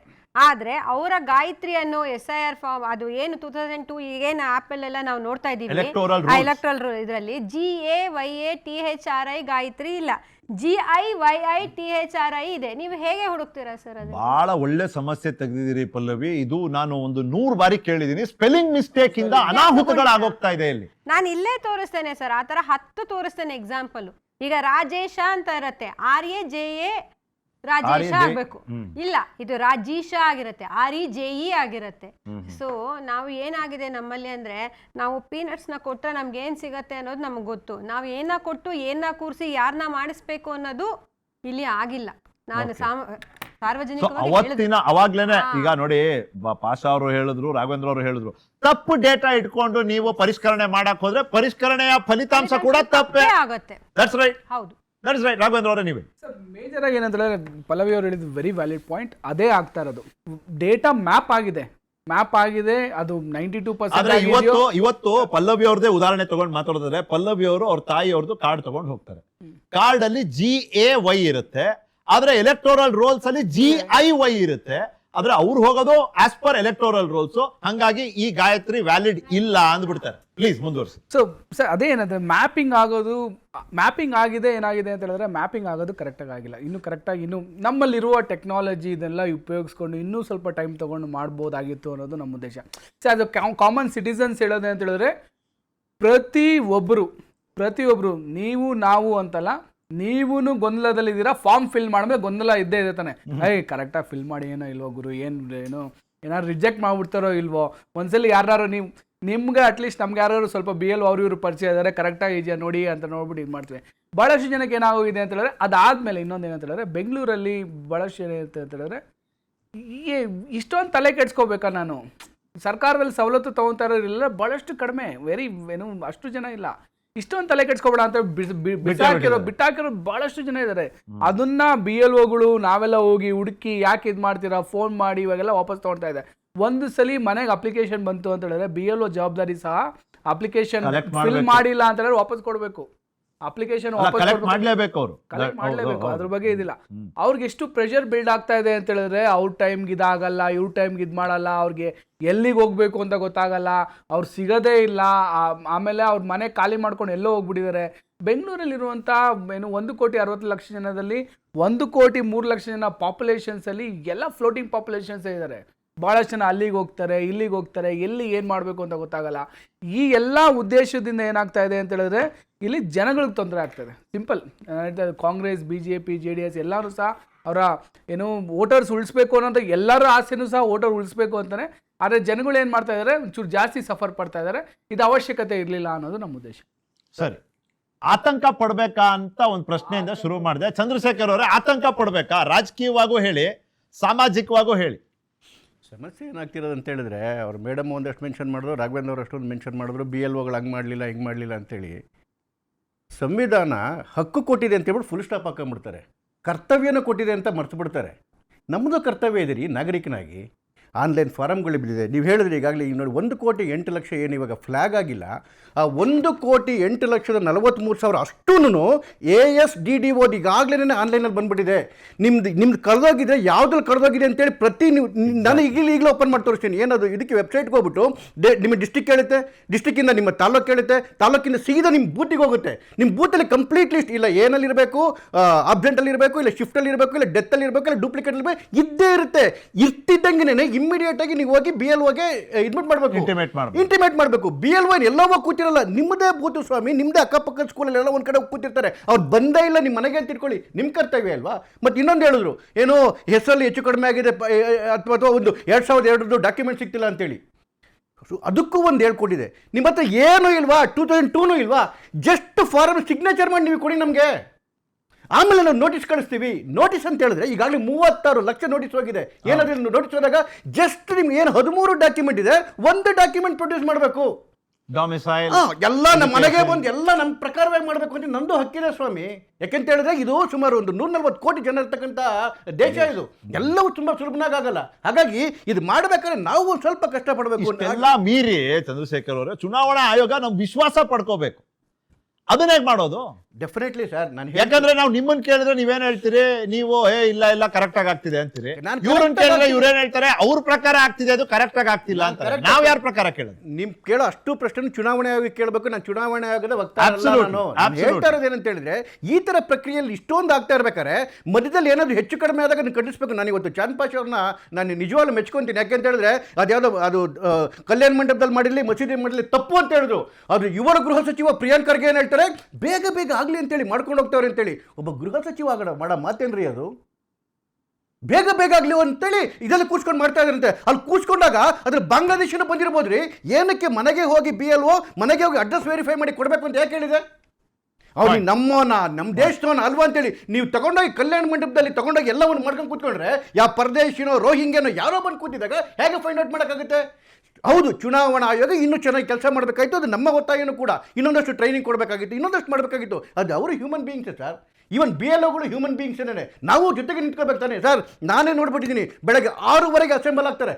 ಯಾರು ಈಗ ಟೀಚರ್ಸ್ ಕೂಡ ಏನಿದಾರಲ್ಲ 6:00 ಅಸೆಂಬಲ್ ಆಗಿ ಅಲ್ಲಿಂದ ನಾವು ಲೊಕೇಶನ್ ಕಳಿಸ್ಬೇಕು. ಸಂಜೆ ವಾಪಸ್ ಮನೆಗೆ ಹೋಗೋದು ಸಂಜೆ 6 ಗಂಟೆ ಆಗುತ್ತೆ. 10 ಜನ ಅದಕ್ಕೋಸ್ಕರ ಏನು ಬಲಿಯಾಗಿದ್ದಾರೆ ಇದರಲ್ಲಿ. ಯಾವ ಕಾರಣಕ್ಕೋಸ್ಕರ? ಈ ಪ್ರಜಾ ಕಾರಣಕ್ಕೋಸ್ಕರ. ಚುನಾವಣಾ ಆಯೋಗನೂ ಭಾಳ ಚೆನ್ನಾಗಿ ಕೆಲಸ ಮಾಡ್ತಾ ಇದೆ. ಅಂದರೆ ಅದ್ರ ಕರ್ತವ್ಯ ಅದು ಮಾಡ್ತಾ ಇದೆ. ಗೌರ್ಮೆಂಟ್ ಅಫಿಷಿಯಲ್ಗಳು ಅವ್ರ ಕರ್ತವ್ಯ ಮಾಡ್ತಾ ಇದ್ದಾರೆ. ಕರ್ತವ್ಯದಲ್ಲಿ ಲೋಪ ಅಲ್ಲದೆ ಅದು ಹ್ಯೂಮನ್ ಬೀಯಿಂಗ್ ನೇಚರು ಸರ್ ಲೋಪ ಆಗೋದು. ಅದನ್ನೇ ನಾವು ಎತ್ತು ತೋರಿಸ್ದಂಗೆ ನಮ್ಮ ಕರ್ತವ್ಯನೂ ಕೂಡ ಮಾಡಬೇಕು. 1,08,00,000 ಏನು ಫ್ಲಾಗ್ ಆಗಿದೆ ಅಷ್ಟನ್ನು ಕೂಡ ಇವತ್ತು ವೆಬ್ಸೈಟಲ್ಲಿದೆ. ನೀವು ಓಪನ್ ಮಾಡ್ಕೊಳ್ಳಿ, BLOನ ಕಾಂಟ್ಯಾಕ್ಟ್ ಮಾಡಿ. ಇದಾದ್ಮೇಲೆ ಹೇಳಿದ್ನಲ್ಲ, ಸೆಪ್ಟೆಂಬರ್ 17ಕ್ಕೆ ಇನ್ನೊಂದು ಲಿಸ್ಟ್ ಇದೆ, ಅದಾದ್ಮೇಲೆ 3rd ಲಿಸ್ಟ್ ಇದೆ. ಅದ್ರ ಜೊತೆಗೆ ಏನು ಪೊಲಿಟಿಕಲ್ ಪಾರ್ಟಿಯ BLOಗಳಿರ್ತಾರೆ, BLA2ಗಳು ಇರ್ತಾರೆ, ಅವ್ರ ಕೆಲಸನೂ ಕೂಡ ಅದೇನೇ. BJP ಅವ್ರದ್ದು ಕೆಲಸ ಅದೇನೆ, ಕಾಂಗ್ರೆಸ್ ಅವ್ರದ್ದು ಕೆಲಸ ಅದೇನೆ. ಒಂದೇ ಒಂದು ಎಲಿಜಿಬಲ್ ವೋಟರ್ ಆಚೆ ಕಡೆಗೆ ಹೋಗ್ದಂಗೆ ನೋಡ್ಕೊಳ್ತಿರ್ತಕ್ಕಂಥ ಕೆಲಸ ಯಾರ್ದು? ಒಂದು ಫಸ್ಟು ಮತದಾರಂದು, ಎರಡನೇದು ಪೊಲಿಟಿಕಲ್ ಪಾರ್ಟಿಗಳದು. ಹಾಗಾಗಿ ತೊಂದರೆ ಆಗ್ತಕ್ಕಂಥ ಸಾಧ್ಯತೆಯೇ ಇಲ್ಲ. ಯಾಕೆಂತೇಳಿದ್ರೆ ನೋಡಿ, ಈವನ್ ಇವರು ಬೆಂಗಾಲದ ವಿಚಾರಕ್ಕೆ ಇನ್ನೊಂದು ನಿಮ್ಗೆ ಆ್ಯಡ್ ಮಾಡ್ತೀನಿ. ಇಡೀ ಬೆಂಗಾಲದ SIR ಪ್ರಕ್ರಿಯೆ ನಡೆದಿದ್ದು ಹೈಕೋರ್ಟ್ ಜಡ್ಜ್ಗಳ ಸಮ್ಮುಖದಲ್ಲಿ. ಸುಪ್ರೀಂ ಕೋರ್ಟು ತಾನೇ ಉಸ್ತುವಾರಿ ಮಾಡಿಕೊಂಡು ಪ್ರತಿ 3 ಕ್ಷೇತ್ರಕ್ಕೆ ನೀವು ಡಿವೈಡ್ ಮಾಡ್ಕೊಂಡ್ರೆ 176 ಇವ್ರನ್ನ ಡಿವೈಡ್ ಮಾಡ್ಕೊಂಡ್ರೆ ಪ್ರತಿ 3 ಕ್ಷೇತ್ರಕ್ಕೆ ಒಬ್ಬ high court judge. Bengal shortage ಬಂತೇಳಿ Jharkhand ಮತ್ತು ಒರಿಸ್ಸಾದಿಂದ ಕರ್ಕೊಂಡ್ಬಂದು ಜಡ್ಜ್ಗಳನ್ನ ಇಷ್ಟೆಲ್ಲ ಮಾಡಿ ಪಾರದರ್ಶಕವಾಗಿ ಮಾಡಿದ್ರು. ಮತ್ತು ಸುಪ್ರೀಂ ಕೋರ್ಟ್ ಮತ್ತೆ ಹೇಳ್ತು, ಇದನ್ನ ನಿಲ್ಲಿಸ್ತಕ್ಕಂಥ ಪ್ರಶ್ನೆನೇ ಇಲ್ಲ, ಇದು ಆಗಲೇಬೇಕು, ಆಗ್ತಾ ಇದೆ. ಮತ್ತೆ ಸಣ್ಣ ಪುಟ್ಟ ಗೊಂದಲ ಇದ್ದಾಗ ಒಳಗಡೆ ಹೋಗ್ತಾರೆ, ಅದು ಸೊಲ್ಯೂಷನ್ ಪಡ್ಕೊಂಡು ಬರ್ತಾರೆ. ಆದರೆ ಒಬ್ಬ ಎಲಿಜಿಬಲ್ ವೋಟರ್ ಕೂಡ ಆಚೆ ಕಡೆಗೆ ಹೋಗ್ತಕ್ಕಂಥ ಯಾವುದೇ ವಾತಾವರಣ ಇಲ್ಲವೇ ಇಲ್ಲ. ಅಂಟಿಲ್ ಅಂಡ್ ಅನ್ಲೆಸ್ ನಿನಗಿಷ್ಟ ಇಲ್ಲ ಅಂದರೆ ಮಾತ್ರ ಹಂಗೆ ಆಗ್ಬೋದು. ಬಿಟ್ರೆ ಒಂದು ಸ್ವಲ್ಪ ಆಸೆ ಇದ್ರೆ ಕೂಡ ಎಲಿಜಿಬಲ್ ವೋಟರ್ ಮಿಸ್ ಆಗ ಸಾಧ್ಯ ಇಲ್ಲ. ಒಬ್ಬ ವೋಟರ್ ಆಗಿ ನೀವು ಹೇಳಿ, ಪಾರದರ್ಶಕತೆ ಅನ್ನೋದನ್ನ ಹೇಗೆ ಸಾಧಿಸೋದು? ಸಮಯನೂ ಕೊಡ್ಬೇಕಲ್ಲ ನೀವು. ಎಕ್ಸಾಕ್ಟ್ಲಿ. ಈಗ ಎಲ್ರಿಗೂ ನಿಮ್ಮಷ್ಟು ಟೆಕ್ನಾಲಜಿಗೆ ಆಕ್ಸೆಸ್ ಇರೋದಿಲ್ಲ, ಬಹುಶಃ ಅವ್ರಿಗೆ ನಿಮ್ಮಷ್ಟು ಅನುಭವನೂ ಇರೋದಿಲ್ಲ ಟೆಕ್ನಾಲಜಿ ಜೊತೆ. ಪಲ್ಲವಿ ಅವ್ರು ಬಹಳ ಒಳ್ಳೆ ಉದಾಹರಣೆ ಕೊಟ್ಟರು. ಅನಕ್ಷರಸ್ಥರಿಗೆ ಏನ್ ಮಾಡ್ತೀರಿ ನೀವು? ಸಮಯ ಕೊಟ್ರೆ ಅಟ್ಲೀಸ್ಟ್ ಆ ಸಾಧ್ಯತೆಗಳು ಜಾಸ್ತಿ ಆಗುತ್ತೆ ಅಂತ. ಈ ವಿಷಯದಲ್ಲಿ ನಿಮ್ಮ ಅಭಿಪ್ರಾಯ ಏನು? ಅಲ್ಲ, ಒಂದು ಪಾರದರ್ಶಕತೆ ವಿಚಾರದಲ್ಲಿ ನಾನು ಹೇಳಿದೆ, ಈಗ 3 ಆಪ್ಷನ್ಗಳು. ಒಂದು, ಪ್ರತಿ ಬೂತಿಂದು ನಿಮಗೆ ಆನ್ಲೈನಲ್ಲಿ ಅವೈಲಬಲ್ ಇದೆ, ಅಥವಾ ನಿಮ್ದು ಯಾರು ಪೊಲಿಟಿಕಲ್ ಪಾರ್ಟಿಯವರಲ್ಲಿ ಕೂತಿರ್ತಾರೆ ಅಥವಾ BLO ಕೂತಿರ್ತಾರೆ. ಯಾಕೆ ನಂದು ಮಿಸ್ ಆಗಿದೆ ಅಂತ ಹೇಳಿದ್ರೆ ಅದು BLOಗಳು ಮಾಡ್ತಾರೆ, ಅದನ್ನು ಫ್ಲಾಗ್ ಆಗಿರ್ತಕ್ಕಂಥದ್ದು. ಎರಡನೇದು ಏನಂತ ಹೇಳಿದ್ರೆ ನೋಡಿ, ಇವರು ಯಾವುದು ಚಿಲ್ಮೆ ವಿಚಾರ ಹೇಳಿದ್ರು, ಮಹದೇವಪುರ ವಿಚಾರ ಹೇಳಿದ್ರು, ಅದನ್ನು ಸರಿ ಮಾಡೋಕ್ಕೆ ಸ್ವಾಮಿ SIR ಮಾಡ್ತಾ ಇರೋದು. ಇಲ್ಲಿವರೆಗೂ ಮಾಡೋದಕ್ಕೆ ಬೇರೆ ದಾರಿನೇ ಇರಲಿಲ್ಲ. ಇವಾಗ ಯಾರೇ ಒಬ್ಬರನ್ನು ಕೂಡ ಎರಡೆರಡು ಕಡೆಗೆ ಇರ್ತಕ್ಕಂಥದ್ದು ಅಥವಾ ಪ್ರಕಾಶ್ ರಾಜ್ ಕಡೆಗೆ ಆಗ್ತಕ್ಕಂಥದ್ದು ಆಗೋ ಸಾಧ್ಯತೆನೇ ಇಲ್ಲ. ಹಾಗಾಗಿ ಇದು 100% ಪಾರದರ್ಶಕವಾಗೇ ಇದೆ. ಅದು ನಾನು ಹೇಳ್ತಿರೋದು ಇನ್ನೆಷ್ಟು ಟೈಮ್ ಕೊಡಬೇಕು ಸರ್? ಈಗಾಗಲೇ ಟೈಮ್ ಕೊಟ್ಟಿದೆ, ಮತ್ತೆ ಎಕ್ಸ್ಟೆಂಡ್ ಮಾಡಿದೆ, 17 ಎಕ್ಸ್ಟೆಂಡ್ ಆಗಿದೆ. ಅದಾದ್ಮೇಲೆ ಡ್ರಾಫ್ಟ್ ಬರುತ್ತಲ್ಲ, ಡ್ರಾಫ್ಟು ಪ್ರತಿ BLO2 ಕೈಲಿ ಪ್ರತಿ ಪೊಲಿಟಿಕಲ್ ಪಾರ್ಟಿ ಕೈಲಿ ಹೋಗುತ್ತೆ, ಪ್ರತಿ ಬೂತ್ ಇಂದು ಡ್ರಾಫ್ಟ್ ಹೋಗುತ್ತೆ. ಡ್ರಾಫ್ಟ್ ಅಲ್ಲಿ ಏನೋ ಹೆಚ್ಚು ಕಡಿಮೆ ಮಾಡಿ ನೀವು ಮಾಡಿದ್ರ ಮತ್ತೆ ಸೆಪ್ಟೆಂಬರ್ 17ಕ್ಕೆ ಹೋಗುತ್ತೆ, ಅಲ್ಲೂ ಏನೋ ಹೆಚ್ಚು ಕಡಿಮೆ ಆಯ್ತಾ, ಅಕ್ಟೋಬರ್ 17ಕ್ಕೆ ಹೋಗುತ್ತೆ, ಅಲ್ಲೂ ಮಿಸ್ ಆಯ್ತಾ, ಫಾರಂ ನಂಬರ್ 6 ಇದೆ. ಪಲ್ಲವಿ, ನಾಗರಿಕರಾಗಿ ನೀವು ಹೇಳಿ, ಏನ್ ಎಕ್ಸ್ಪೆಕ್ಟ್ ಮಾಡ್ತೀರಿ ಬರೋ ದಿನಗಳಲ್ಲಿ? ಸರ್, ಇವಾಗ ಅವ್ರು ಹೇಳ್ದ ಹಾಗೆ ಕರ್ತವ್ಯ ಇರಬೇಕು ಅಂತ. ಈಗ ನಾನು ಎಜುಕೇಟೆಡು, ನನಗೆ ಗೊತ್ತು ಮೈ ವೋಟ್ ಈಸ್ ಮೈ ರೈಟ್ ಅಂತ ಹೇಳ್ಬಿಟ್ಟು ನಾನು ಮಾಡ್ತೀನಿ. ಬಟ್ ನಾವು ಹೇಳ್ದಂಗೆ ವೋಟಿಂಗ್ ಆಗೋದು ನಮ್ಮಲ್ಲಿ ಎಲ್ಲ ಎಜುಕೇಟೆಡ್, ಹೆಚ್ಚು ಪ್ರಮಾಣ ಅನ್ಎಜುಕೇಟೆಡ್ಸೇ ಮಾಡೋದು. ಅವರಿಗೆ ಈಗ ಹೇಗಾಗಿದೆ ಮೆಂಟಾಲಿಟಿ ಅಂದರೆ, ನಾವು ಸಾಮಾನ್ಯ ಜನಸಾಮಾನ್ಯರಾಗಿ ಹೇಳೋದಾದ್ರೆ ಹೇಗಾಗಿದೆ ಅಂದರೆ, ವೋಟ್ ಬೇಕು ಅಂದರೆ ಅವ್ರು ಬರ್ತಾರೆ ಬಿಡಿ, ಮಾಡಿಸ್ಕೊತಾರೆ ಬಿಡಿ ಅನ್ನೋ ಇದಕ್ಕೆ ಇದ್ದಾರೆ ಜನಗಳು. ಬರ್ತಾರೆ, ಅದೇ ನೀವೇನಾದ್ರು ಫ್ರೀ ಕೊಡ್ತೀರಾ, ಏನೋ ಒಂದು ಕೊಡ್ತಾರೆ ಅಂದರೆ ಅವ್ರು ಬರ್ತಾರೆ. ಈಗ ವೋಟು ಅಂತ ಬಂದಾಗ ಹೆಚ್ಚಾಗಿ ಅವ್ರು ಅದೇ ಥರನೇ ಇರೋದು. ಹಾಗಾಗಿ ನಾವು ಪಾರದರ್ಶಕತೆ ಏನು ಅಂದಾಗ ಹೆಚ್ಚಾಗಿ ಸ್ಟ್ರೆಸ್ ಆಗ್ತಾ ಇರೋದು BLOsಗೆ. ನಾನು ಐ ಅಗ್ರಿ, ಅವ್ರು ಕೆಲಸ ಮಾಡ್ತಾ ಇಲ್ಲ, ಮಾಡಿಲ್ಲ ಅಂತ ನಾವಿಲ್ಲಿ ಹೇಳ್ತಾ ಇಲ್ಲ. ಬಟ್ ಅವ್ರನ್ನ ಇನ್ನೊಂದು ಸ್ವಲ್ಪ ಟೆಕ್ನಿಕಲಿ ಸ್ಟ್ರಾಂಗ್ ಮಾಡಿ ನಾವು ಕೊಡ್ಬೋದಾಗಿತ್ತು. ಈಗ ಫೋನ್ ನಂಬರ್ ಮ್ಯಾಪಿಂಗ್ ಅಂತ ಎಕ್ಸಾಂಪಲ್, ಯಾರೇ ಸಿಕ್ಕಿರಲ್ಲ ಫೋನ್ ನಂಬರ್ಸ್ ಕೊಡುತ್ತೆ ಅಂತ, ಆ ಫೋನ್ ನಂಬರ್ನ ಯಾರೂ ವೆರಿಫೈ ಮಾಡಿಲ್ಲ.